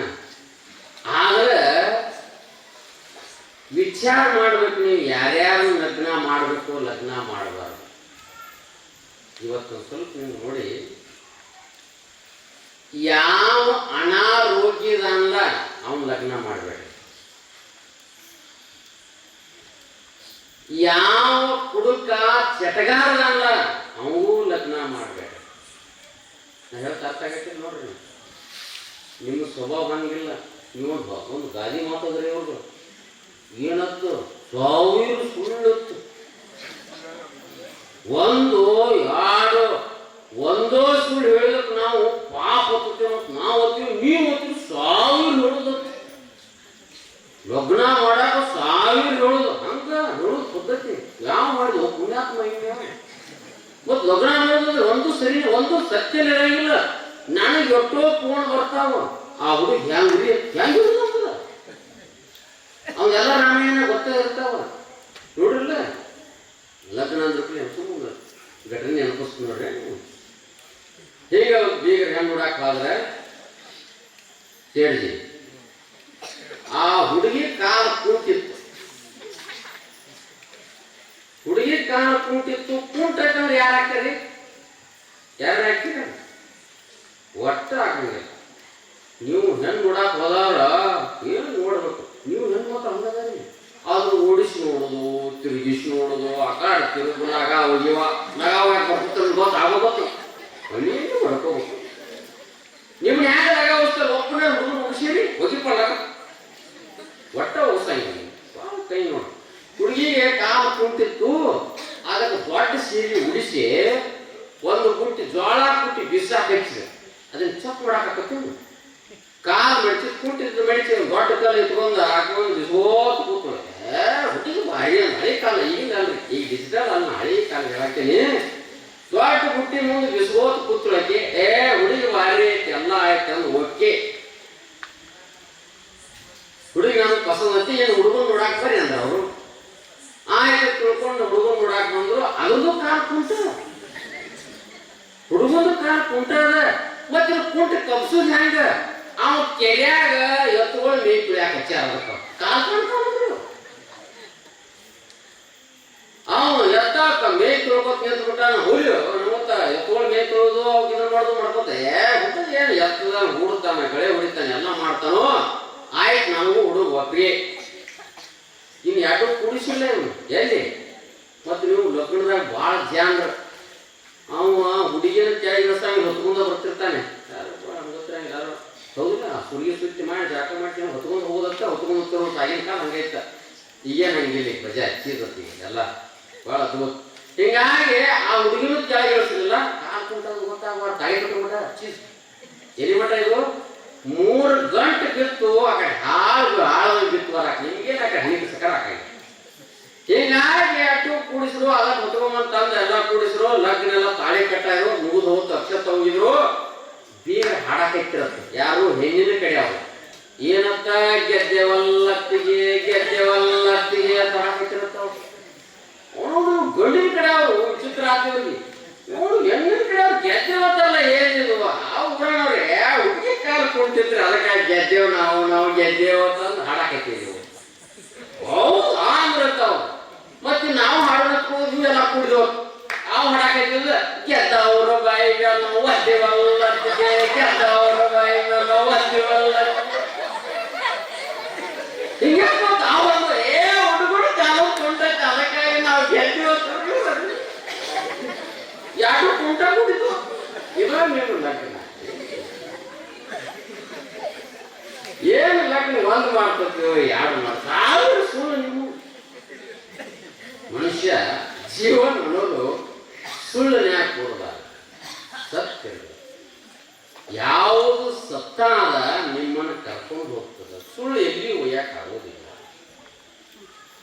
ಅದಕ್ಕೆ ಈ ಪ್ರಪಂಚವೇ ಸುಳ್ಳು ಅಂತ ಹೇಳಿದಾರ. ಸತ್ಯಕ್ಕೆ ಯಾರು ಹೇಳಿಲ್ಲ. ಯಾಸ್ ಅಂತ ಹೇಳಿದಾನ? ಇವೆಲ್ಲ ಏನದಾವಲ್ಲ ಎಲ್ಲ ಸುಳ್ಳದಾವು. ಸತ್ಯ ಯಾವುದಂದ್ರ ಅದು ಬ್ರಹ್ಮಜ್ಞಾನ. ನೀನು ಯಾರು ಅಂತ ತಿಳ್ಕೋದು ಹುಡುಕ್ಯಾಡು. ನಾವು ಯಾರತ್ತ ಹುಡುಕ್ಯಾಡು. ಆ ಹುಡುಕ್ಯಾಡದ ಜೀವನನು ಸಾರ್ಥಕ ಆಗ್ತದ. ಅವ್ರ ತಂದ ಉದುವೆತ್ತಿ ಹೆಚ್ಚಿದಾರ. ಎಷ್ಟು ಕರೀತೀಗ ನೋದ 4 ತಾಸು ಇರ್ತದ. ಹಂಗ ಕರಗ ಕಟ್ಟಿದ. ನಮ್ಗೆ ಗೊತ್ತದ ಏನತ್ತ ಹೆಂಗ ಊದುಬತ್ತಿ ಕರ್ಕೋತ ಹೊಂಟದೋ ನಮ್ಮದು ಆಯುಷ್ಯ ಅನ್ನೋದು ಕರ್ಕೋತ ಹೊಂಟದ. ಹೆಚ್ಚಾಗೋದಿಲ್ಲ. ಯಾವಾಗ ಹೆಚ್ಚಾಕತ್ತೆ ಮತ್ತ ಸಾಧ್ಯನೇ ಇಲ್ಲ. ಅದು ಕಡಿಮೆ ಹಾಕೋತ ಬರ್ತಿರ್ತದ. ಆಯುಷ್ಯ ರೇಖೆ ಅನ್ನೋದು ಕಡಿಮೆ ಹಾಕೋತ ಇರ್ತದ. ಅದಕ್ಕಾಗಿ ಆ ರೇಖೆ ಕಡಿಮೆ ಆಗೋದ್ರೊಳಗೆ ನೀವೆಲ್ಲ ಜ್ಞಾನಿಗಳಾಗಬೇಕು. ಜೀವನ ಅನ್ನೋದು ಆಯುಷ್ಯ ಹಂಗ ಹೋಗ್ತದ, ಸೋರ್ತಿರ್ತದ. ಆ ಸೋರೋದ್ರೊಳಗನ ಪೂರ್ಣ ಕುಂಭದಲ್ಲಿರುವಂತ ನೀರು ಖಾಲಿ ಆಗೋದ್ರೊಳಗನ ನಾವೆಲ್ಲ ಜ್ಞಾನಿಗಳಾಗಿ ಹೊರಗೆ ಬರಬೇಕು. ಅಂದ್ರೆ ಜೀವನ ಅನ್ನೋದು ಪೂರ್ಣ ಇರ್ತದ. ನಾವು ಅದರ ಕಡೆ ಲಕ್ಷ ಕೊಡಂಗಿಲ್ಲ. ಎಲ್ಲಿ ಕೊಡ್ತೀವಿ? ಅಲ್ಲೇ ಟಲ್ಲೆ ಟಲ್ಲೆ ಟಲ್ಲೆ ಏನೋ ಕೊಡ್ತಿರ್ತೀವಿ. ನಿಮ್ಗೆ ನೋಡಿ, ಸಂಪತ್ತನ್ನು ಸ್ವಲ್ಪ ಗಣ್ಣ ಹಾಕ್ತೀವಿ, ಮಕ್ಕಳ ಮರ್ಯಾದೆ ಗಣ್ಣ ಹಾಕ್ತೀವಿ, ಆಸ್ತಿ ಹೊಲಗಳನ್ನು ಗಣ್ಣ ಹಾಕ್ತೀವಿ. ಯಾವ ಕಾರಣಂಗಿಲ್ಲ, ಇರಬೇಕು. ಶರಣರು ಹೇಳ್ತಾರೇನ? ನೋಡುವಂತಿರಬೇಕು, ನೋಡದಂತಿರಬೇಕು, ನೋಡುವ ನೋಟದೊಳಗೆ ತಾನಿಲ್ಲದಂತಿರಬೇಕು. ಮಾಡುವಂತಿರಬೇಕು, ಮಾಡದಂತಿರಬೇಕು, ಮಾಡುವ ಮಾಟದೊಳಗೆ ತಾನಿಲ್ಲದಂತಿರಬೇಕು. ಬಹಳ ಸುಂದರವಾದಂತ ವಚನಗಳನ್ನು ಹೇಳ್ತಾರ ಅವರು. ಹಂಗ ನೀವು ಏನು ಮಾಡ್ರಿ, ಏನು ನೋಡ್ರಿ, ಏನು ಮುಟ್ರಿ, ಏನು ಮುಷಿಸಿದ್ರಿ ಅವು ಯಾವೂ ಅಲ್ಲ. ಹಿಂಗಾಗಿ ಅದಕ್ಕೆ ರಚನೆ ಏನ್ ಮಾಡ್ತಾರಂದ್ರ ಸುಮ್ಮನೆ ಅಪ್ಪುಗಳೊಂದು ಸುಂದರವಾದಂತ ಕಥೆ ಹೇಳ್ತಾರ.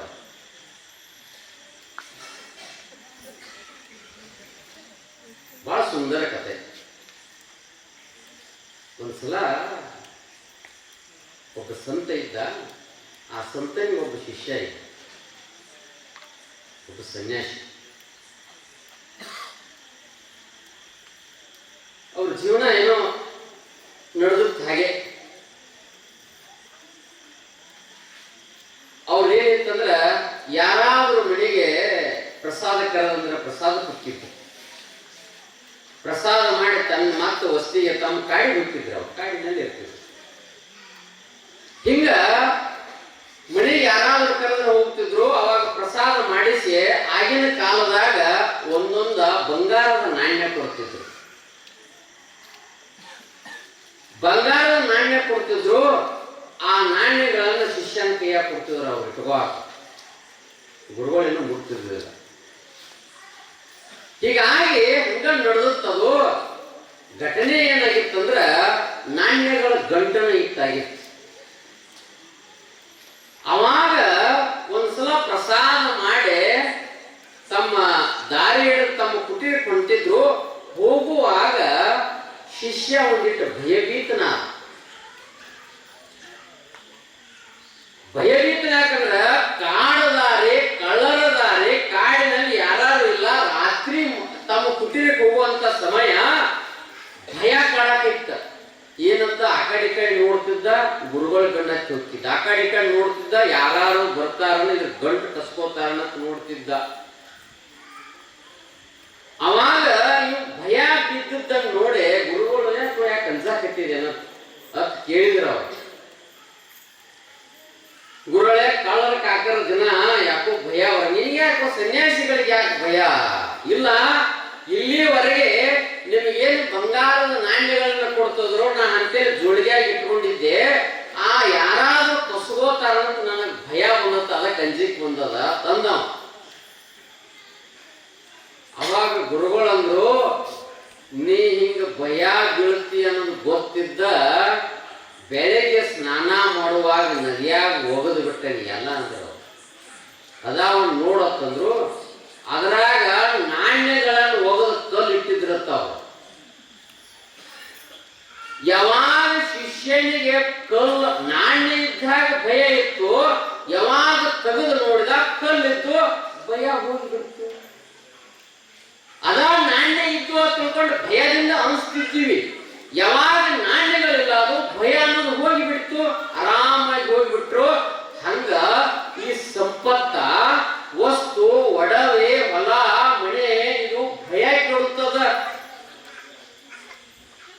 ಯಾವಾಗ ಭಯ ಅನ್ನೋದು ಹೋಗ್ತದ ಅಂದ್ರೆ ಯಾರ್ಯಾರು ಕೊಡ್ಬೇಕು, ಯಾರಿಗೆ ಕೊಡೋದ್ರೆ ಕೊಟ್ಟರೆ ಭಯ ಅನ್ನೋದು ಇರುವುದಿಲ್ಲ, ಕೊಡದಿದ್ರೆ ಭಯ ಬರಾಕ್ ಹೋಗ್ತದ. ಮನುಷ್ಯನಿಗೆ ಅದು ಭಯ ಬರ್ತದ. ಅದಕ್ಕಾಗಿ ಭಯ ಅನ್ನೋದು ಹೋಗ್ಬೇಕು ಅಂದಾಗ ನಮ್ಮ ಜೀವನ ಚಲೋ ಆಗ್ತದ. ನಾವು ಎಷ್ಟು ಖುಷಿ ಪಡ್ತೀವಿ ಅಂದ್ರೆ ಸಂಪತ್ತಿನಿಂದ ಖುಷಿ ಪಡೋದಿಲ್ಲ, ವಸ್ತು ಒಡವೆಗಳಿಂದ ಖುಷಿ ಪಡಂಗಿಲ್ಲ. ಅವೆಲ್ಲ ಕ್ಷಣಿಕ ಸುಖ ಅದಾವ, ಸ್ವಲ್ಪ ಸುಖ ಬಿಡ್ತಾವ, ಇಲ್ಲ ಅನ್ನಂಗಿಲ್ಲ. ಅವೆಲ್ಲ ಅವು ಬ್ಯಾಡ ಅನ್ನಂಗಿಲ್ಲ. ಜೀವನ ಇರುತ್ತರಕ್ಕೆ ಉಪಜೀವನಕ್ಕಿರ್ಲಿ, ಅದೇ ಮಾತ್ರ ಶಾಶ್ವತ ಅಲ್ಲ. ಯಾವಾಗ ಸಂತ ಅವನ್ನೆಲ್ಲ ತೆಗೆದು ಒಗದಿದ್ಲ ಅವಾಗ ಭಯ ಅನ್ನೋದು ಯಾವಾಗ ಶಿಷ್ಯನಿಗೆ ಹೋತೋ, ಹಂಗಾಗಿ ಪ್ರಪಂಚಾದಿಗಳದಾವಲ್ಲ ಇವನ್ನೆಲ್ಲ ತೆಗೆದು ಒಗದ ನಿವಾಂತವಾಗಿ ಏನ್ ಇರ್ತೀವಲ್ಲ ಅದೇ ಚಲೋ. ನೀವು ಬೇಕಾದ್ರೆ ನೋಡಿ, ದೇವರ ರಾತ್ರಿ ನಿದ್ದೆ ಕೊಟ್ಟಾನಂತ ಚಲೋ. ಹೌದ್ರಿ? ನಿದ್ದೆ ಕೊಟ್ಟಿರ್ಲಿಲ್ಲ ಅಂದ್ರೆ ಹಗಲದು ಎಚ್ಚರ, ರಾತ್ರಿನೂ ಎಚ್ಚರ. ಮತ್ತ ಇವು ದೆವ್ವ ಯಾವಾಗ ಹುಡುಕ್ಯಾಡ್ದಲ್ಲ ಇವತ್ತು ದೇವ ಆಗಿಬಿಟ್ಟಿದ್ದವ. ನಿದ್ದೆ ಕೊಟ್ಟಾನಂತ ಚಲೋ. ನಿದ್ದೆ ಅಟ್ಟ ಕೊಟ್ಟಿಲ್ಲ, ನಿದ್ದೆ ಒಳಗ ಮರಿಯುವಾಗ ಮಾಡ್ಯಾನ, ಅದು ಬಹಳ ಚಲೋ. ನಿದ್ದೆ ಒಳಗೆ ನೆನಪುಳಿದ್ರೆ ಗತಿ ಅಂದ್ರ 3 ಕೋಟಿ ಆಗ್ಯಾವ, 4 ಕೋಟಿ ಹಿಂಗ ಬೆಳತಾನಂದ್ರೆ ಗತಿ ಹಂಗ. 2 ಎಕರೆಗೆ 4 ಎಕರೆ ಅಂತಂದ್ರೆ ಪಕ್ಕದವ್ರು ಮನೆಯವ್ರು ಯಾರು? ಹೌದು ಇಲ್ಲ? ಮರಿಯುವಂಗ ಮಾಡ್ಯಾನ, ನಿದ್ದೆ ಕೊಟ್ಟಾನ, ಅದ್ಭುತವನ್ನು ಮಾಡಿದಾನ.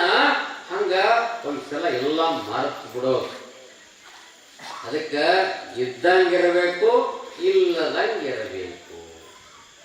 ಯಾವ ನಮ್ಮ ಜೊತೆ ಬರಂಗಿಲ್ಲ, ಬರ್ತಾ ಒಂದು ಸುಳ್ಳು ಮಾತು ಬಂದಂಗ ಆಕತಿ ಅಷ್ಟ. ನಮ್ಮ ಕಣ್ಣಿಗೆ ಬಂದಂಗ ಆಕತಿ. ಅವ್ಯಾವ ಸತ್ಯ ಅಲ್ಲ, ಬರ್ಲಾರ್ದಂತದಾವ. ಅವನ್ನ ನಮ್ಮ ಜೋಡಿ ಬೆನ್ನತ್ತಿ ಬರುವಂಗ ಮಾಡ್ಕೋಬಾರ್ದ.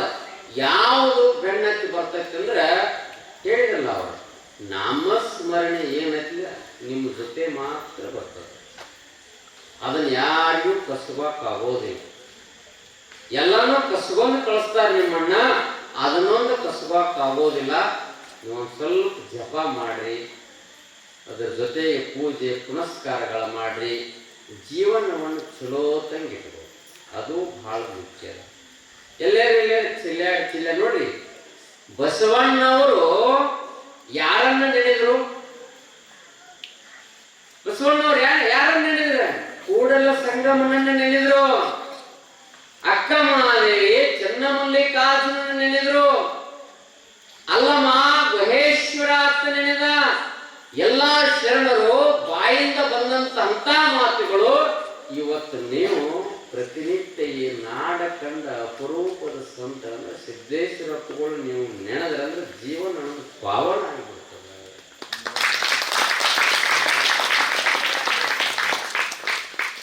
ಜೀವನ ಪಾವನ ಆಗ್ತದೆ. ಯಾಕೆಂದ್ರೆ ಅವ್ರು ಯಾವುದು ಗಳಿಸಿಲ್ಲ. ನೀವು ಜರ್ ಅವ್ರ ಸ್ಮರಣೆ ಮಾಡಿದ್ರೆ ನೀವು ಅವ್ರ ಲೋಕಕ್ಕೆ ಹೋಗ್ತೀವಿ. ಇನ್ನು ರಾಕ್ ಅಂದ್ರೆ ಮತ್ತೆ ಕಪ್ಪಿಯಾಗಿ ಇಲ್ಲೇ ಬರ್ತೀವಿ ನಾವು. ನೀವು ಇಲ್ಲಿ ಭಕ್ತ ನಮ್ಮ ಕಪ್ಪಿ ಇಲ್ಲೇ ಆಗ್ತದೆ. ವಸ್ತು ಒಡವೆಗಳಿಲ್ಲ, ಎಲ್ಲ ಇರ್ತಾವ. ಆದ್ರೆ ಅಂತ ಸಂತರನ್ನ ನಾವು ನೆನೆದೀವಿ ಅಂದ್ರೆ ಜೀವನ ಚಲೋ ಆಗ್ತಿರ್ತದ. ಅವ್ರ ಸ್ಮರಣೆ ಮಾಡಿ ನೋಡ್ರಿ ನೀವು, ಅದರ ತಾಕತ್ತ ಬೇರೆ. ಯಾವತ್ತೂ ಅವರ ಸ್ಮರಣೆ ಮಾಡಿ ಜೀವನವನ್ನು ಸಾರ್ಥಕ ಆಗ. ಮೂಢ ನಂಬಿಕೆಯಲ್ಲಿ ಬರುತ್ತೆ. ಹುಡುಕಾಕ್ ಹೋಗ್ಬಾರ್ದು. ಯಾರು ಪೂಜೆ ಮಾಡ್ರ ಬಸವಣ್ಣವ್ರು ಹೇಳಿದ್ರು, ಬಹಳ ಜನ ವಾದ ಮಾಡ್ತಾರ ಏನಂತ, ಕಲ್ಲು ದೇವರು ದೇವರಲ್ಲ, ಮಣ್ಣು ದೇವರು ದೇವರಲ್ಲ, ಪಂಚದೇವರು ದೇವರಲ್ಲ, ಕಾಶಿ ರಾಮೇಶ್ವರದಲ್ಲಿ ದೇವರಲ್ಲ, ನಿನ್ನನ್ನು ನೀನು ಅಳಿದರೆ ನೀನೇ ದೇವ ಪುರುಣ ಸಂಗಮ ಏನ ತಾವು ಏನು ಸುದ್ದಿ ಸಿಟ್ಟು ಸಾವು ಬರುತ್ತೆ ನನಗೆ. ಇರಲಿ ದೇವ್ರಿಗೆ ಹೋಗ್ರಿ, ಅವ್ರು ಬೇಡ ಅಂತಂದಿಲ್ಲ. ಮುಂದೆ ಹೋಗಿ ಬಸವಣ್ಣವ್ರು ಹೇಳ್ತಾರ, ಈಗ ನೀವು ಬಾಲ್ಯದಲ್ಲಿ ಇದ್ದಾಗ ಅಂಬೆಗಾಲ ಹಚ್ತಿದ್ರಿ, ಈಗ ಹಚ್ತಿರಿದ್ರಣ ಹಚ್ತೀರಿ. ಈಗ ಹೋಗಿ ಮನೆಗೆ ಹೋಗಿ ಮಾಡ್ರಿ, ನಿಮ್ಮ ಮಕ್ಕಳ ನಮ್ಮ ಏನು ತಿರುಗಿರುತ್ತೆ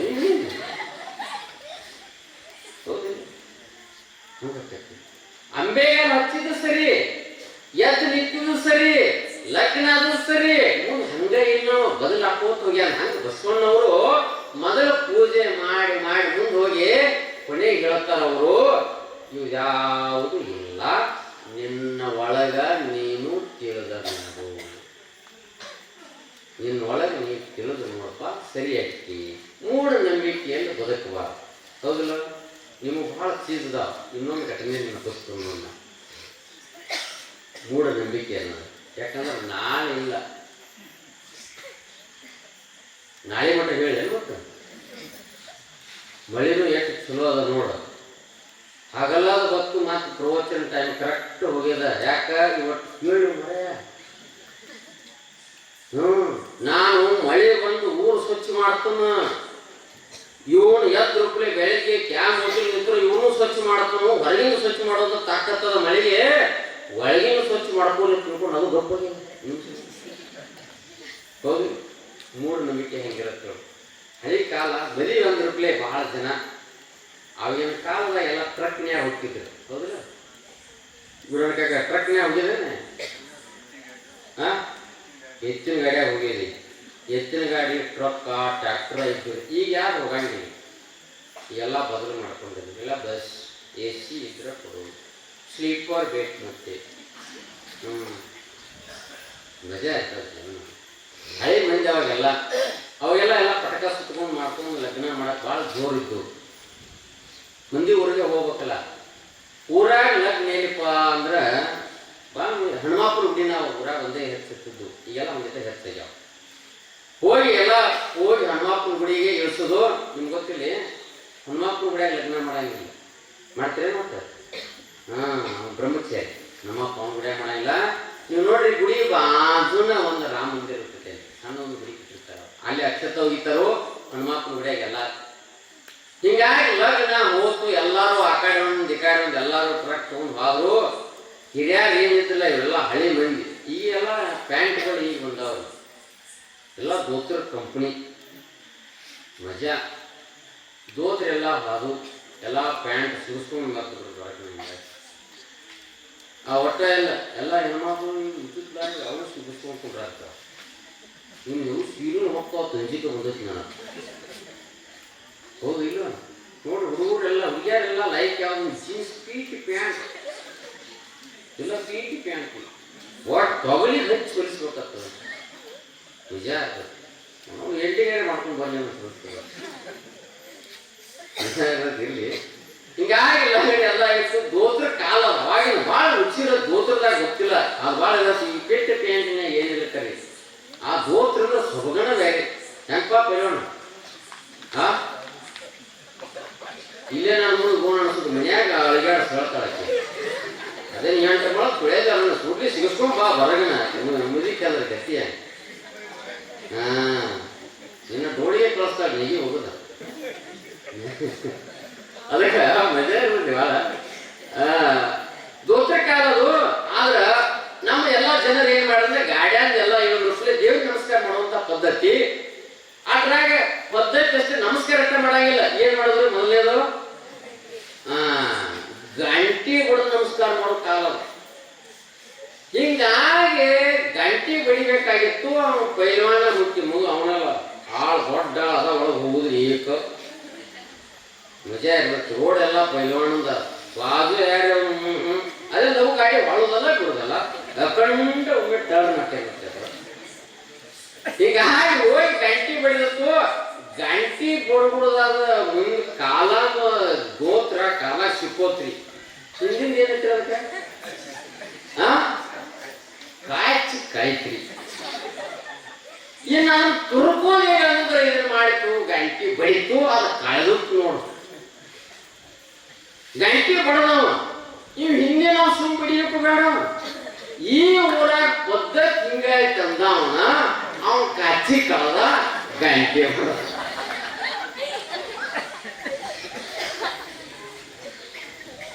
ಮುಂದೆ ಹಂಗ ಕಂಟಿನ್ಯೂ ಅದ. ಮುಂದೆ ಏನಾಯ್ತು, ಕಾಚಿ ಕಳಿದು ಗಂಟೆ ಬಡಿದು, ಕಾಚಿ ಕಳಿದು ಗಂಟೆ ಬಡಿದು. ಆಮ್ಯಾಗ ಆ ಇಟ್ಟು ಊರಾಗ ಬಂದ್ರ ಅವ್ರ ಊರಾಗ ದಿನ ನಮಸ್ಕಾರ ಮಾಡಿ ಸುಮ್ಮ ಆ ಮದಿ ಪದ್ಧತಿ ಕ್ಯಾಮ್ರ ತಿಳ್ಕೊಂಡು ಅವ್ರು ಕಾಚಿ ಕಳಿದು ಗಂಟೆ ಬಡಿದು, ಕಾಚಿ ಕಳಿದು ಗಂಟೆ ಬಡಿ. ಇಡೀ ಊರಾಗ ಎಲ್ಲಾರು ಕಾಚಿ ಕಳಿದು ಮತ್ತ ಉಟ್ಕೊಂಡಿದ್ದು ಅಲ್ಲಿ ಬರೋದು ಕಳೆದು ಮತ್ತ ಗಂಟೆ ಬಡಿದು ಮತ್ತ ಸಿಗಿಸ್ಕೋದ. ಮುಂದೆ ಹನುಮಾಪ ಹೆಸರಿಟ್ರ ಸೇಡ್ಜಿ ಕಾಚಿ ಹನುಮಾಪ ಹೆಸರಿಟ್ರು. ಏನು ಹಿಂಗೆ ನಾವೆಲ್ಲ ಮೂಢನಂಬಿಕೆಯಲ್ಲಿ ಹೋಗಬಾರ್ದು. ಬದುಕು ಅನ್ನೋದು ಕೈಯಲ್ಲ, ಬದುಕು ಅನ್ನೋದು ಸುಂದರವಾಗಿರೋದು. ಅದಕ್ಕೆ ಒಂದು ಮಾತನ್ನು ಹೇಳ್ತೀನಿ, ಕೊನೆ ಮಾತು. ನೀವು ಹುಟ್ಟಂಥ ಬಟ್ಟೆಗಳದಾವಲ್ಲ ಇವೆಲ್ಲ ಹಳಿವಾಗಿರ್ತಾವ. ಹೊಸ ಬಟ್ಟೆ ತರ್ತೀರಿ, ಯಾವುದೋ ಹಳಿ ಬಟ್ಟೆ ಹರಿದಾಗ ಹೊಸ ಬಟ್ಟೆ ಕಟ್ ಮಾಡಿ ತ್ಯಾಪಿ ಹಚ್ಚಂಗಿಲ್ಲ. ನಾವು ಏನ್ ಮಾಡ್ತೀರಿ, ಹಳಿ ಬಟ್ಟೆ ತೆಗೆದು ಒಗದ ಹೊಸ ಬಟ್ಟೆ ಹಾಕುತ್ತೀರಿ. ಜರ್ ಹಳಿ ಬಟ್ಟೆ ಹರಿದಕ್ಕೆ ತಿಳ್ಕೊಂಡು ಹೊಸ ಬಟ್ಟೆ ಕಟ್ ಮಾಡಿ ಹಚ್ಚಿರಂದ್ರ ಅದು ಬಾದ ಗಾಡಿ, ಇದು ಯಾಕೆ ಈ ಮಾತನ್ನು ಹೇಳಿದ್ರೆ ಇಲ್ಲಿವರೆಗೆ ಎಷ್ಟು ಜೀವನ ಕಳೆದಲ್ಲೇ ಅವೆಲ್ಲ ಹಳಿ ಬಟ್ಟೆ. ಏನಿನ್ನು ಮುಂದೆ ಚಾಲೋ ಆಕತ್ಲೆ ಮುಂದಿನ ಶ್ರಾವಣಕ್ಕೆ ಬರುತ್ತಕ ಇದು ಹೊಸ ಬಟ್ಟೆ. ಹಳಿ ಬಟ್ಟೆದ ಕಾಮ, ಕ್ರೋಧ, ಲೋಭ, ಮೋಹ, ಮದ, ಮತ್ಸರ, ನಾನಿ, ಹೊಲ, ರೊಕ್ಕ, ಮಣಿ ಏನೇನದಾವಲ್ಲ ಅವನ್ನೆಲ್ಲ ಹೋಗೋದು ಬಿಡೋದು. ಇವತ್ತೇನತ್ಲ ಹೊಸ ಬಟ್ಟೆ ಹಾಕೊಂಡ್ ಬಿಡೋದು. ಜೀವನ ಸ್ವಚ್ಛ ಸುಂದರ ಆಗ್ತದ. ಯಾಕೆ ಮಾತೇನಂದ್ರ ಹಳೆ ಬಟ್ಟೆ ಅನ್ನೋದು ಪಾಪ, ಹೊಸ ಬಟ್ಟೆ ಅನ್ನೋದು ಪುಣ್ಯ. ಪಾಪವನ್ನು ತೆಗೆದು ಹೋಗದ ಪುಣ್ಯವನ್ನು ತುಂಬಿಕೊಂಡು ಹೋದ್ರ ಜೀವನಕ್ಕೆ ಒಂದು ಪೂರ್ಣ ಮಾರ್ಗ ಬರ್ತದ. ಅದಕ್ಕಾಗಿ ನೀವು ಎಲ್ಲ ಪುಣ್ಯಶಾಲಿಗಳಾಗ್ರಿ, ಪುಣ್ಯವಂತರಾಗ್ರಿ. ಪಾಪವನ್ನು ತೆಗೆದು ಹೋಗದು ಜೀವನವನ್ನು ಚಲೋ ಮಾಡ್ಕೋರಿ ಅಂತ ಹೇಳ್ತಾ 20-25 ದಿನಗಳ ಕಾಲ ಬಹಳ ಜನ ನಮಗೆ ದಾಸೋಹ ಸೇವೆಯನ್ನು ಮಾಡಿದ್ರು. ಪುಣ್ಯಾತ್ಮ ಬಹಳ ಜನ ಸೇವೆ ಮಾಡಿದ್ರು. ಎಷ್ಟು ಮಂದಿ ಬರೋದಕ್ಕೆ ಗೊತ್ತಿಲ್ಲ. ಜೀವನದಾಗ ದಾಸೋಹ ಅನ್ನೋದು ಬೇಕೆ. ದಾಸೋಹ ಅನ್ನೋದು ಮಾಡಿದ್ರು. 20-25 ಜನ ಬಹಳ ಜನ ದಾಸೋಹ ಮಾಡಿದ್ರು. ಅವರಿಗೆಲ್ಲರಿಗೂ ಸಿದ್ದೇಶ್ವರ ಅಪ್ಪಗಳ ಆರೋಗ್ಯ, ಆಯುಷ್ಯ, ಸಂಪತ್ತನ್ನು ಕೊಟ್ಟು ಕಾಪಾಡಲಿ ಅಂತ ಹಾರಸೋಣ. ಅವ್ರಿಗೊಂದು ಜೋರಾದ ಒಂದು ಚಪ್ಪಾಳೆ. ಅದರ ಜೊತೆಗೆ ಬಹಳ ಜನ ಈ ಕಾರ್ಯಕ್ರಮಕ್ಕೆ ನಮ್ಮ ಎಲ್ಲ ಮುದ್ದು ಮಕ್ಕಳು ಪ್ರತಿನಿತ್ಯ ರಂಗೋಲಿ ಹಾಕ್ತಿದ್ದು. ಅವು ಮನ್ಯಾಗ ಹಾಕಿಲ್ಲ ಎಂಬ 20-25 ದಿನ ಆಯ್ತು. ದಿನ ನೀವು ಬರೋದಕ್ಕನ ಕಸ ಹೊಡೋದು, ನೀರು ಗೊಜ್ಜಿ, ಇವತ್ತೇನು ಗೊಜ್ಜಿಲ್ಲ, ಕಿಚಿ ಕಿಚಿ ಅದೇ ಆಗ್ತದೆ. ಅದಕ್ಕಾಗಿ ಅವು ಮಾಡುವಂಥ ಕರ್ತವ್ಯ. ಮಕ್ಕಳಿಗೆ ನೋಡ್ರಿ, ನಾವು ಈ ರೀತಿ ಸಂಸ್ಕಾರ ಕಲಿಸಿದ್ರೆ ರಂಗೋಲಿ ಹಾಕ್ತಾವ, ಹೌದಿಲ್ಲ? ಮತ್ತು ನೀವು ಸಂಸ್ಕಾರ ತಪ್ಪು ಕಲಿಸಿರಂದ್ರೆ ಮನೆ ನಮ್ಮ ಶಾಲ್ಯಾಗ ಮಜಾ ನೋಡ್ರಿ, ಗಾಂಧಿ ಜಯಂತಿ ಐತೆ ತಿಳ್ಕೊಂಡ ಒಂದು ಪ್ರಾಜೆಕ್ಟ್ ಕೊಟ್ಟಾರ. ಇದು ಘಟನೆ ಹೇಳ್ತೀನಿ, ಹೆಸರು ಹೇಳಂಗಿಲ್ಲ. ಪ್ರಾಜೆಕ್ಟ್ ಅಂದ್ರೆ ಗೊತ್ತಿಲ್ಲ. ಗಾಂಧಿ ಬಗ್ಗೆ ಬರ್ಕೊಂಡು ಬರ್ರಿ, ಅವನೊಂದು ಚಿತ್ರ ಅಂಟಿಸ್ಕೊಂಡು ಬರ್ರಿ ಅಂತ ಶಾಲ್ಯಾಗ ಹೇಳ್ಯಾರ. ಇನ್ನು ಗಾಂಧಿ ಫೋಟೋ ಎಲ್ಲಿ ಸಿಗ್ತಾವು? ಮನ್ಯಾಗ ಕುತ್ಕೊಂಡು 500 ನೋಟ್ ಕೊಟ್ಟು ಮಾಡಿ ಹೊಂದಿಸ್ಕೊಂಡು ಬಂದಾನ. ಅವ್ರ ರಾಕು ಗುಡಿಗೆ ತಗೊಂಡು ಸಾರಿ ಹೋದ. ನಾವು ಹೆಡ್ ಮಾಸ್ಟರ್ ಜೀವನ ಹಣ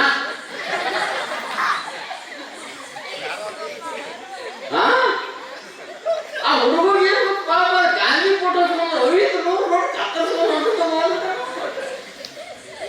ಅಪ್ಪನ ತಾಪಾಗಿ ಕುಣುಕುಣ ಪ್ರೊಜೆಕ್ಟ್ ನಂದು ರೆಡಿ ಆಯ್ತು ಗಾಂಧಿ ಫೋಟೋ ಹಚ್ಚೇನಿ ಅನ್ನೋದು ಅವ್ರ ಆಪ್ ಗಟ್ಟಿ ಹೆಂಗ ಹೌದಿಲ್ಲ ಎಲ್ಲಿ ಮಜಾಕಾಯಿ ಹೇಳ್ತೀನಿ ಮತ್ತು ಇದು ಇರ್ತಾವ್ರಿ ಇಂಥದ್ದು ಇಟ್ಟು ಭುಜ ಇರುತ್ತೆ ಶಿವಜಿ ಮಾ ಭುಜ ಅದಕ್ಕಾಗಿ ನಾ ಅದನ್ನ ಏನೋ ಹಚ್ಕೊಂಡು ಬರಿಬೇಡ ಕೇಳ್ಬಿಟ್ರನ್ಯ ಹೋದ ವರ್ಷ ಭುಜ ಶಿವಜಿ ಗಣಪತಿ ಕುಡ್ಸಾವ್ದು ಶಾಲ್ಯಾಗ ಗಣಪತಿ ಪಟ್ಟಿ ಕೊಡ್ರಿ ತಿಳ್ಕೊಂಡು ನಮ್ಮ ಮಾಸ್ತರ್ ಹೇಳ್ಯಾರ 5 ರೂಪಾಯಿ ಗಣಪತಿ ಪಟ್ಟಿ ಹೇಳ್ಯಾರ ಏನ್ರಿ ಎಟ್ರಿ 5 ರೂಪಾಯಿ ಅಂತ ಹೇಳ್ಯಾರ ಆ ಹುಡುಗ ಹೋಗಿ ಮನ್ಯಾಗ 5 ಹೇಳ್ಬೇಕು ಬೇಡ ಅವ ಯಪ್ಪ ಗಣಪತಿ ಪಟ್ಟಿ 10 ರೂಪಾಯಿ ಹೋಗಿ ಅಪ್ಪನ ಮುಂದೆ ಹೇಳಿಲ್ಲ ಮೊದಲು ಅವ್ರ ಅವ್ರ ಮುಂದೆ ಹೇಳ್ತಾವ ಹುಡುಗರು ಭಾಳ ಧ್ಯಾನ ಹೋಗಿ ಅವ್ರ ಅವ್ರ ಮುಂದೆ ಹೇಳ್ಯಾವ ಏನಂತ ಯಾವ ನಾಳೆ ಗಣಪತಿ ಪಟ್ಟಿ 10 ರೂಪಾಯಿ ಕೊಡೋದು ಅವ್ರವ ತನ್ನ ಗಂಡಿಗೆ ಹೇಳ್ಬೇಕಲ್ಲ ರಾತ್ರಿ ತನ್ನ ಗಂಡಿಗೆಲ್ಲ ಗಣಪತಿ ಪಟ್ಟಿ ಹೇಳ್ಯಾರು 50 ರೂಪಾಯಿ ಕೊಡ ಅವ ಮಾತು ಸುಮ್ ಕೊಡ್ತಾನೆ 200 50 100 ರೂಪಾಯಿ ಯಾವ ಕೊಡ್ಸೋದು ಗಣಪತಿ ಅವರು 200 1,00,000 ರೂಪಾಯಿ ಆಗ್ತದೆ ಅಂತ ತಿಂದ ಬಂದವ್ ಬಡ್ಡಿ ತುಂಬ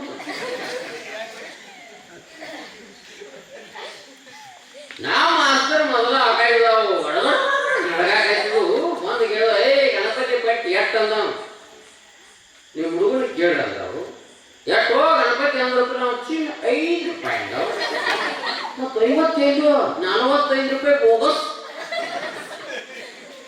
ಹೌದು ಅದಕ್ಕೆ ಮಜಾ ಇರ್ತದೆ ಹಿಂಗಿರ್ತಾವ ಎಲ್ಲ ಭಾಳ ಹೆಚ್ಚಿರ್ತದೆ ಅದಕ್ಕೆ ಅದಕ್ಕಾಗಿ ಭಾಳ ಜನ ನಮ್ಮ ಶಾಲೆ ಮಕ್ಕಳ ರಂಗೋಲಿ ಪ್ರತಿನಿತ್ಯ ರಂಗೋಲಿ ಹಾಕಿದಾವ ತಮ್ಮ ಮನ್ಯಾಗ ಕೆಲಸ ಬಿಟ್ಟು ರಂಗೋಲಿ ಹಾಕಿದಾವ ಜೋರಾದ ಒಂದು ಚಪ್ಪಾಳೆ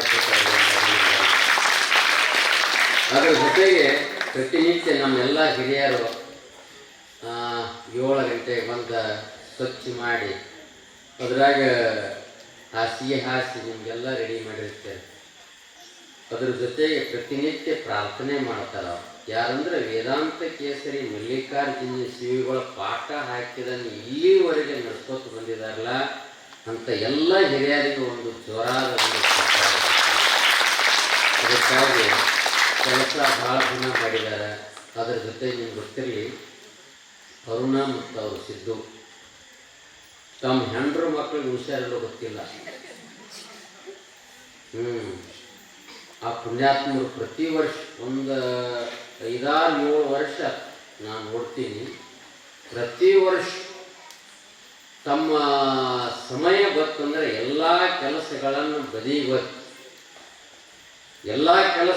ಬದಿಗೊತ್ತಿ ಅಂಥ ಕಾರ್ಯವನ್ನು ಹಿಡಿದ್ರು ಅವ್ರು ಹೇಳಿದ್ರು ನನಗೆ ಅಂಥ ಅಡಿಗೆ ಬಂದಿತ್ತು ಅಲ್ಲಿ ಬಂದಿತ್ತು ಇಲ್ಲಿ ಬಂದಿತ್ತು ಅವೆಲ್ಲವನ್ನು ಬದಿಗೆ ಸರಿಸಿ ಪ್ರತಿ ವರ್ಷದಾಗ 25 ದಿನ ಬಿಟ್ಟು ಬಿಡದೆ ಪ್ರತಿನಿತ್ಯ ಮಳೆ ಬರಲಿ ಬಿಡ್ಲಿ ಎಂಥ ಕಷ್ಟಗಳು ಬಂದ್ರು ಬಂದು ಇದೊಂದು ಗುರುಗಳ ಸೇವೆ ಅಂತ ತಿಳ್ಕೊಂಡು 1 ಹೊತ್ತು ಅಡ್ಡಿಗೆ ದಾಸೋಹ ಮಾಡಿ ಅಡಿಗೆ ತಯಾರು ಮಾಡ್ತಾರಲ್ಲ ಅದಕ್ಕಾಗಿ ಅವ್ರಿಗೂ ಒಂದು ಇಬ್ಬರಿಗೆ ಅದಕ್ಕಾಗಿ ದಾಸೋಹ ಮಾಡಿಸೋರು ಬಹಳ ಜನ ಇದ್ರು ಅದರಲ್ಲಿ ಇವನಾರವ ಎಂದು ಅನಿಸಿದಿರಯ್ಯ ಇವ ನಮ್ಮವ ಅಂದು ಅನಿಸಯ್ಯ ಅನ್ನೋ ರೀತಿಯಲ್ಲಿ ಎಲ್ಲ ಬೇರೆ ಬೇರೆ ಎಲ್ಲರೂ ಇದ್ರೂ ನಮ್ಮವರಾಗಿ ದಾಸೋಹ ಮಾಡಿಸಿದ್ದಾರೆ ಅದಕ್ಕಾಗಿ ಇವತ್ತಿನ ದಿವಸ ಸ್ವಾಗತಕ್ಕೆ ನಮ್ಮ ಅಡ್ರೆಸ್ ಹರಿಜನ ಪುಣ್ಯಾತ್ಮರಿಬ್ಬರು ಇಲ್ರಿ ನಾವು ಗುರುಗಳಿಗೆ ಒಂದಿಷ್ಟು ಸನ್ಮಾನ ಮಾಡೋಣ ಅಂತ ಸಂಕಲ್ಪ ಮಾಡಿದ್ದೀವಿ ಅಂದಾಗ ಅವರು ತಮ್ಮ ಸಂಕಲ್ಪದಂತೆ ಸನ್ಮಾನವನ್ನು ಮಾಡಿದ್ದಾರೆ ಅದರ ಜೊತೆಗೆ ಅವರು ದಾಸೋಹನೂ ಮಾಡಿದ್ದಾರೆ ಅಂಥ ಪುಣ್ಯಾತ್ಮರಿಗೊಂದು ಜೋರಾದ ಚಪ್ಪಾಳೆಯನ್ನು ಈ ರೀತಿ ಎಲ್ಲ ದಾಸೋಹ ಮಾಡಿದವರಿಗೆ ದಾಸೋಹ ಮಾಡಿಸಿದವರಿಗೆ ಅದರ ಜೊತೆಗೆ ಒಂದು ಪದ್ಧತಿ ಅದ ಸಿದ್ದೇಶ್ವರಪ್ಪಗಳು ಒಂದು ಮಾತನ್ನು ಹೇಳಿದರು ಏನಂದ್ರೆ ಕಾಣಿಕೆಯನ್ನು ಯಾರನ್ನೂ ಕೇಳಬೇಡ ಅವರೆಷ್ಟ್ಯಾಕೆ ಕೊಡಬಾರ್ದು ತಮ್ಮ ಇಚ್ಛೆ ಅವ್ರ ಪದ್ಧತಿಯನ್ನು ನಾವು ನಡೆಸ್ಕೊಂಡು ಬಂದಿದ್ದೀವಿ ಯಾಕಂದರೆ ನಮ್ಮಲ್ಲಿ ಕಲ್ಯಾಣದಾಗ ಬಸವಣ್ಣ ಹಾಕಿದ್ದ ಏನ ಕೊಡುವವರುಂಟು ಕಲ್ಯಾಣದಾಗ ಹೇಳಾಕ್ತೀನಿ ನಾ ಮಾತ ಏನ ಕೊಡುವವರುಂಟು ಇಸುವವ್ರು ಒಬ್ಬರು ಇಲ್ಲ ಕಲ್ಯಾಣದಾಗ ಆಗ್ತದೆ ಬೇಡೋರು ಒಬ್ಬರು ಇಲ್ಲತ್ತಿದ್ದ ತಾವು ಕೊಡೋರದಾರ ಹಂಗೆ ತಾವೆಲ್ಲ ಭಾಳ ಜನ ವರ್ಗಣಿ ಇದರಿಂದ ದೇಣಿಗೆಯನ್ನು ಭಾಳ ಜನ ಕೊಟ್ಟಿದ್ರಿ ಅಂತ ಎಲ್ಲ ಕೊಟ್ಟವ್ರಿಗೆ ಒಂದು ಜೋರಾದ ಒಂದು ಚಪ್ಪಾಳೆಯನ್ನು ಕೊಟ್ಟು ಅವರಿಗೆ ಅಭಿನಂದನೆ ಸಲ್ಲಿಸ್ತೇನೆ. ಅದರ ಜೊತೆಗೆ ಇನ್ನೇನಂದ್ರೆ ತಾವೆಲ್ಲರೂ ಫಸ್ಟಕ್ಕೆ ಹೇಳಿದರು, ಧಾರಾವಾಹಿಯನ್ನು ತ್ಯಾಗ ಮಾಡಿ 20-25 ದಿನಗಳ ಕಾಲ ಬಂದಿದ್ದೀರಿ. ಇವತ್ತು ನಾ ಎಲ್ಲ ಟಿ ವಿ ಅವ್ರಿಗೆ ಫೋನ್ ಮಾಡಿದೆ, ಏನತ್ತ 25 ದಿವಸ ಹಿಂದೆ ಹೋಗ್ಯಾವ ಧಾರಾವಾಹಿ ಹಳ್ಳಿ ರಿಪೀಟ್ ಹಾಕಪ್ಪ. ಅವ್ರು ಇಳ್ಕೊತಕ್ಕ ಒಂದು ತಾಸು ಬೇರೆ ಮಾತು ಹಿಂಗೆ ಹೇಳ್ತೀರಿ ಆತರ ಅಲ್ಲ. ಅದಕ್ಕೆ ಧಾರಾವಾಹಿ ನೋಡೋದ್ರಿಂದ ಮೋಕ್ಷ ಆಗಿಲ್ಲ, ಆಗೈತೆ. ಧಾರಾವಾಹಿ ನೋಡ್ಕೋತ ಸ್ವರ್ಗಕ್ಕೆ ಯಾರೂ ಹೋಗಿಲ್ಲ. ಅದಕ್ಕಾಗಿ ತಾವೆಲ್ಲ ತ್ಯಾಗ ಮಾಡಿದಿರಿ. ಇದು ನಿಮಗೋಸ್ಕರವಾಗೆಲ್ಲ ಮನ್ಯಾಗ ಕೆಲಸ ಬಿಟ್ಟಿದ್ದೀರಿ ಅಂತದ್ರಾಗೆಲ್ಲ ಬದಿ ಇವತ್ತೆಲ್ಲ ಮಾಡ್ಕೊಂಡು ಮನ್ಯಾಗ ಮಕ್ಕಳನ್ನ ಕರ್ಕೊಂಡು ನಿಮ್ಮ ಆಕಿಗಳಿದ್ರೆ ಅವ್ರನ್ನೂ ಕರ್ಕೊಂಡು ಬಂದಿದ್ದೀರಿ. ಅದಕ್ಕಾಗಿ ನಿಮಗೂ ಒಂದು ಜೋರಾದ ಅಭಿನಂದನೆಗಳನ್ನು ಹೇಳ್ತಾ ಇವತ್ತಿನ ದಿವಸ ಪ್ರಸಾದ ಸೇವೆಯನ್ನು ನಮ್ಮ ಗೊಲ್ಲಾಳಪ್ಪ ಮಾಸ್ತರ ನಾಗಪ್ಪ ಮತ್ತೆ ನಮ್ಮ ಹೌದ್ರಿ ಮಲ್ಲಿಕಾರ್ಜುನ ಕೋಳ ಅವ್ರ ಬಾಯಾಗ ನಾಗಪ್ಪ ಮುತ್ತೆ ಇದ್ದ. ಒಂದು ಮಾತನ್ನು ಹೇಳ್ತಿರ್ತೀರಿ ನೀವೇ, ಏನಂತಂದ್ರೆ ಹಲ್ಲಾಗಿರಬಾರ್ದು, ನಾಲಿಗೆ ಮ್ಯಾಲ ಇರ್ಬೇಕು. ಹೌದು, ಹಲ್ಲಾಗಿರಬಾರ್ದು. ಮಲ್ಲಿಕಾರ್ಜುನ ಕೋಳು ನಾಗಪ್ಪ ಮುತ್ಯ ಅಂತ ಹೆಸರು ಹೇಳ್ತಿದ್ರು. ಅವ್ರು ಪ್ರವಚನ ನಡೆದಾಗ ಒಂದು 5-6 ಮಂದಿ ಯಾವತ್ತೂ ಅವ್ರ ಜೋಡಿ ಹೆಸರು ಹೇಳ್ತಿದ್ರು. ಅವರ ಮೊಮ್ಮಗ ಯಾರು ನಮ್ಮ ಗೊಲ್ಲಾಳಪ್ಪ ಮಾಸ್ತರ ಬಿರಾದರ್ ಶಿಕ್ಷಕರಾಗಿ ಶಾಲೆಯಲ್ಲಿ ಸೇವೆ ಮಾಡ್ಕೋತ ಅದರ ಜೊತೆಗೆ ಅವರು ಧರ್ಮಪತ್ನಿ ಶಿಕ್ಷಕರು, ಹೌದು, ಇಬ್ಬರು ಟೀಚರ್ಸ್. ಅದಕ್ಕಾಗಿ ಇಬ್ಬರು ಶಿಕ್ಷಕ ವೃತ್ತಿಯಲ್ಲಿ ಇದ್ದುಕೊಂಡ ಅವ್ರ ಮಣಿತನಕ ಮಲ್ಲಿಕಾರ್ಜುನ ಕೋಳ ಹಿಡಿದ ಆಶೀರ್ವಾದ ಬಂದದ ಅಂತ ನಮ್ಮ ಗೊಲ್ಲಾಳಪ್ಪ ಮಾಸ್ತರ ತಮ್ಮೆಲ್ಲರಿಗೂ ಇವತ್ತಿನ ದಿವಸ ದಾಸೋಹ ಮಾಡಿಸಿದ್ದಾರೆ. ಅವರ ಕುಟುಂಬದ ಎಲ್ಲರಿಗೂ ಮಲ್ಲಿಕಾರ್ಜುನ ಕೋಳದು ಸಿದ್ದೇಶ್ವರ ಕೋಳದು ಆರೋಗ್ಯ ಆಯುಷ್ಯ ಕೊಟ್ಟು ಕಾಪಾಡಲಿ ಅಂತ ಹೇಳ್ತಾ, ಇನ್ನು ನಾಳೆ ಹಿಡಿದ ಈ ಕಡೆ ದಾರಿ ಬಂದು ಬರಕ್ಕಾಗಲಿಲ್ಲ. ಈ ಸಮಯ ಮತ್ತೆ ಬಾರದು, ಇನ್ನು ಒಂದು ತಿಂಗಳ, ಯಾಕಂದ್ರೆ ಇನ್ನು ಸದ್ರಾಗ ಭಾದ್ರಪದ ಬರ್ತದ. ಶ್ರಾವಣದಾಗ ಶ್ರವಣ ಮಾಡೋದತ್ತ, ಭಾದ್ರಪದದಾಗ ಭದ್ರ ಮಾಡೋದತ್ತ. ಏನ ಗಣಪತಿನಲ್ಲ, ಕೇಳಿದ್ದನ್ನು ಭದ್ರ ಮಾಡೋದು. ಹಂಗೆ ಕೇಳಿದ್ದನ್ನು ಎಲ್ಲನೂ ಒಂದು ತಿಂಗಳ ನಿಮ್ಗೆ ರಿಚಾರ್ಜ್ ಮಾಡಿಸಿದ್ದಾರೆ. ವರ್ಷದ ವ್ಯಾಲಿಡಿಟಿ ಹಾಕ್ಸಿದ್ವಿ ನಾವು. ಎಟ್ರಿ ನಡಬಾರಕ್ಕೆ ತಿಂಗಳಿಗೊಮ್ಮಿಲ್ಲ, ವರ್ಷದ ವ್ಯಾಲಿಡಿಟಿ ಹಾಕ್ಸಿದ್ದೀವಿ. ಇನ್ನು ಒಂದು ತಿಂಗಳು ನಿಶ್ಚಿಂತವಾಗಿ ಭಗವಂತನ ಸ್ಮರಣೆ ಮಾಡ್ಕೊಟ್ಟು ಜೀವನ ಕಳಿತಿದ್ರಿ. ನಿಮ್ಗೆಲ್ಲರಿಗೂ ಒಳ್ಳೆಯದಾಗಲಂತ ಹಾರೈಸಿ, ಈಗ ಇದಕ್ಕೆಲ್ಲ ಮತ್ತೊಮ್ಮೆ ಮಗದೊಮ್ಮೆ ಸಹಾಯ ಸಹಕಾರ ಮಾಡಿದವರು, ಅದರ ಜೊತೆಗೆ ಊಟ ಬಡಿಸುವವರಿಗೆ, ಊಟ ನೀಡುವವರಿಗೆ, ಪಾತ್ರೆ ತೊಳೆಯುವವರಿಗೆ, ಪ್ರತಿನಿತ್ಯ ಇದನ್ನು ಗ್ರೌಂಡನ್ನು ಸ್ವಚ್ಛ ಮಾಡುವವರಿಗೆ ಎಲ್ಲರಿಗೂ ಒಳ್ಳೆಯದಾಗಲಿ ಅಂತ ಹಾರೈಸಿ ತಮಗೆ ಮತ್ತೊಮ್ಮೆ ಮಗದೊಮ್ಮೆ ಶರಣು ಶರಣಾರ್ಥಿಗಳು.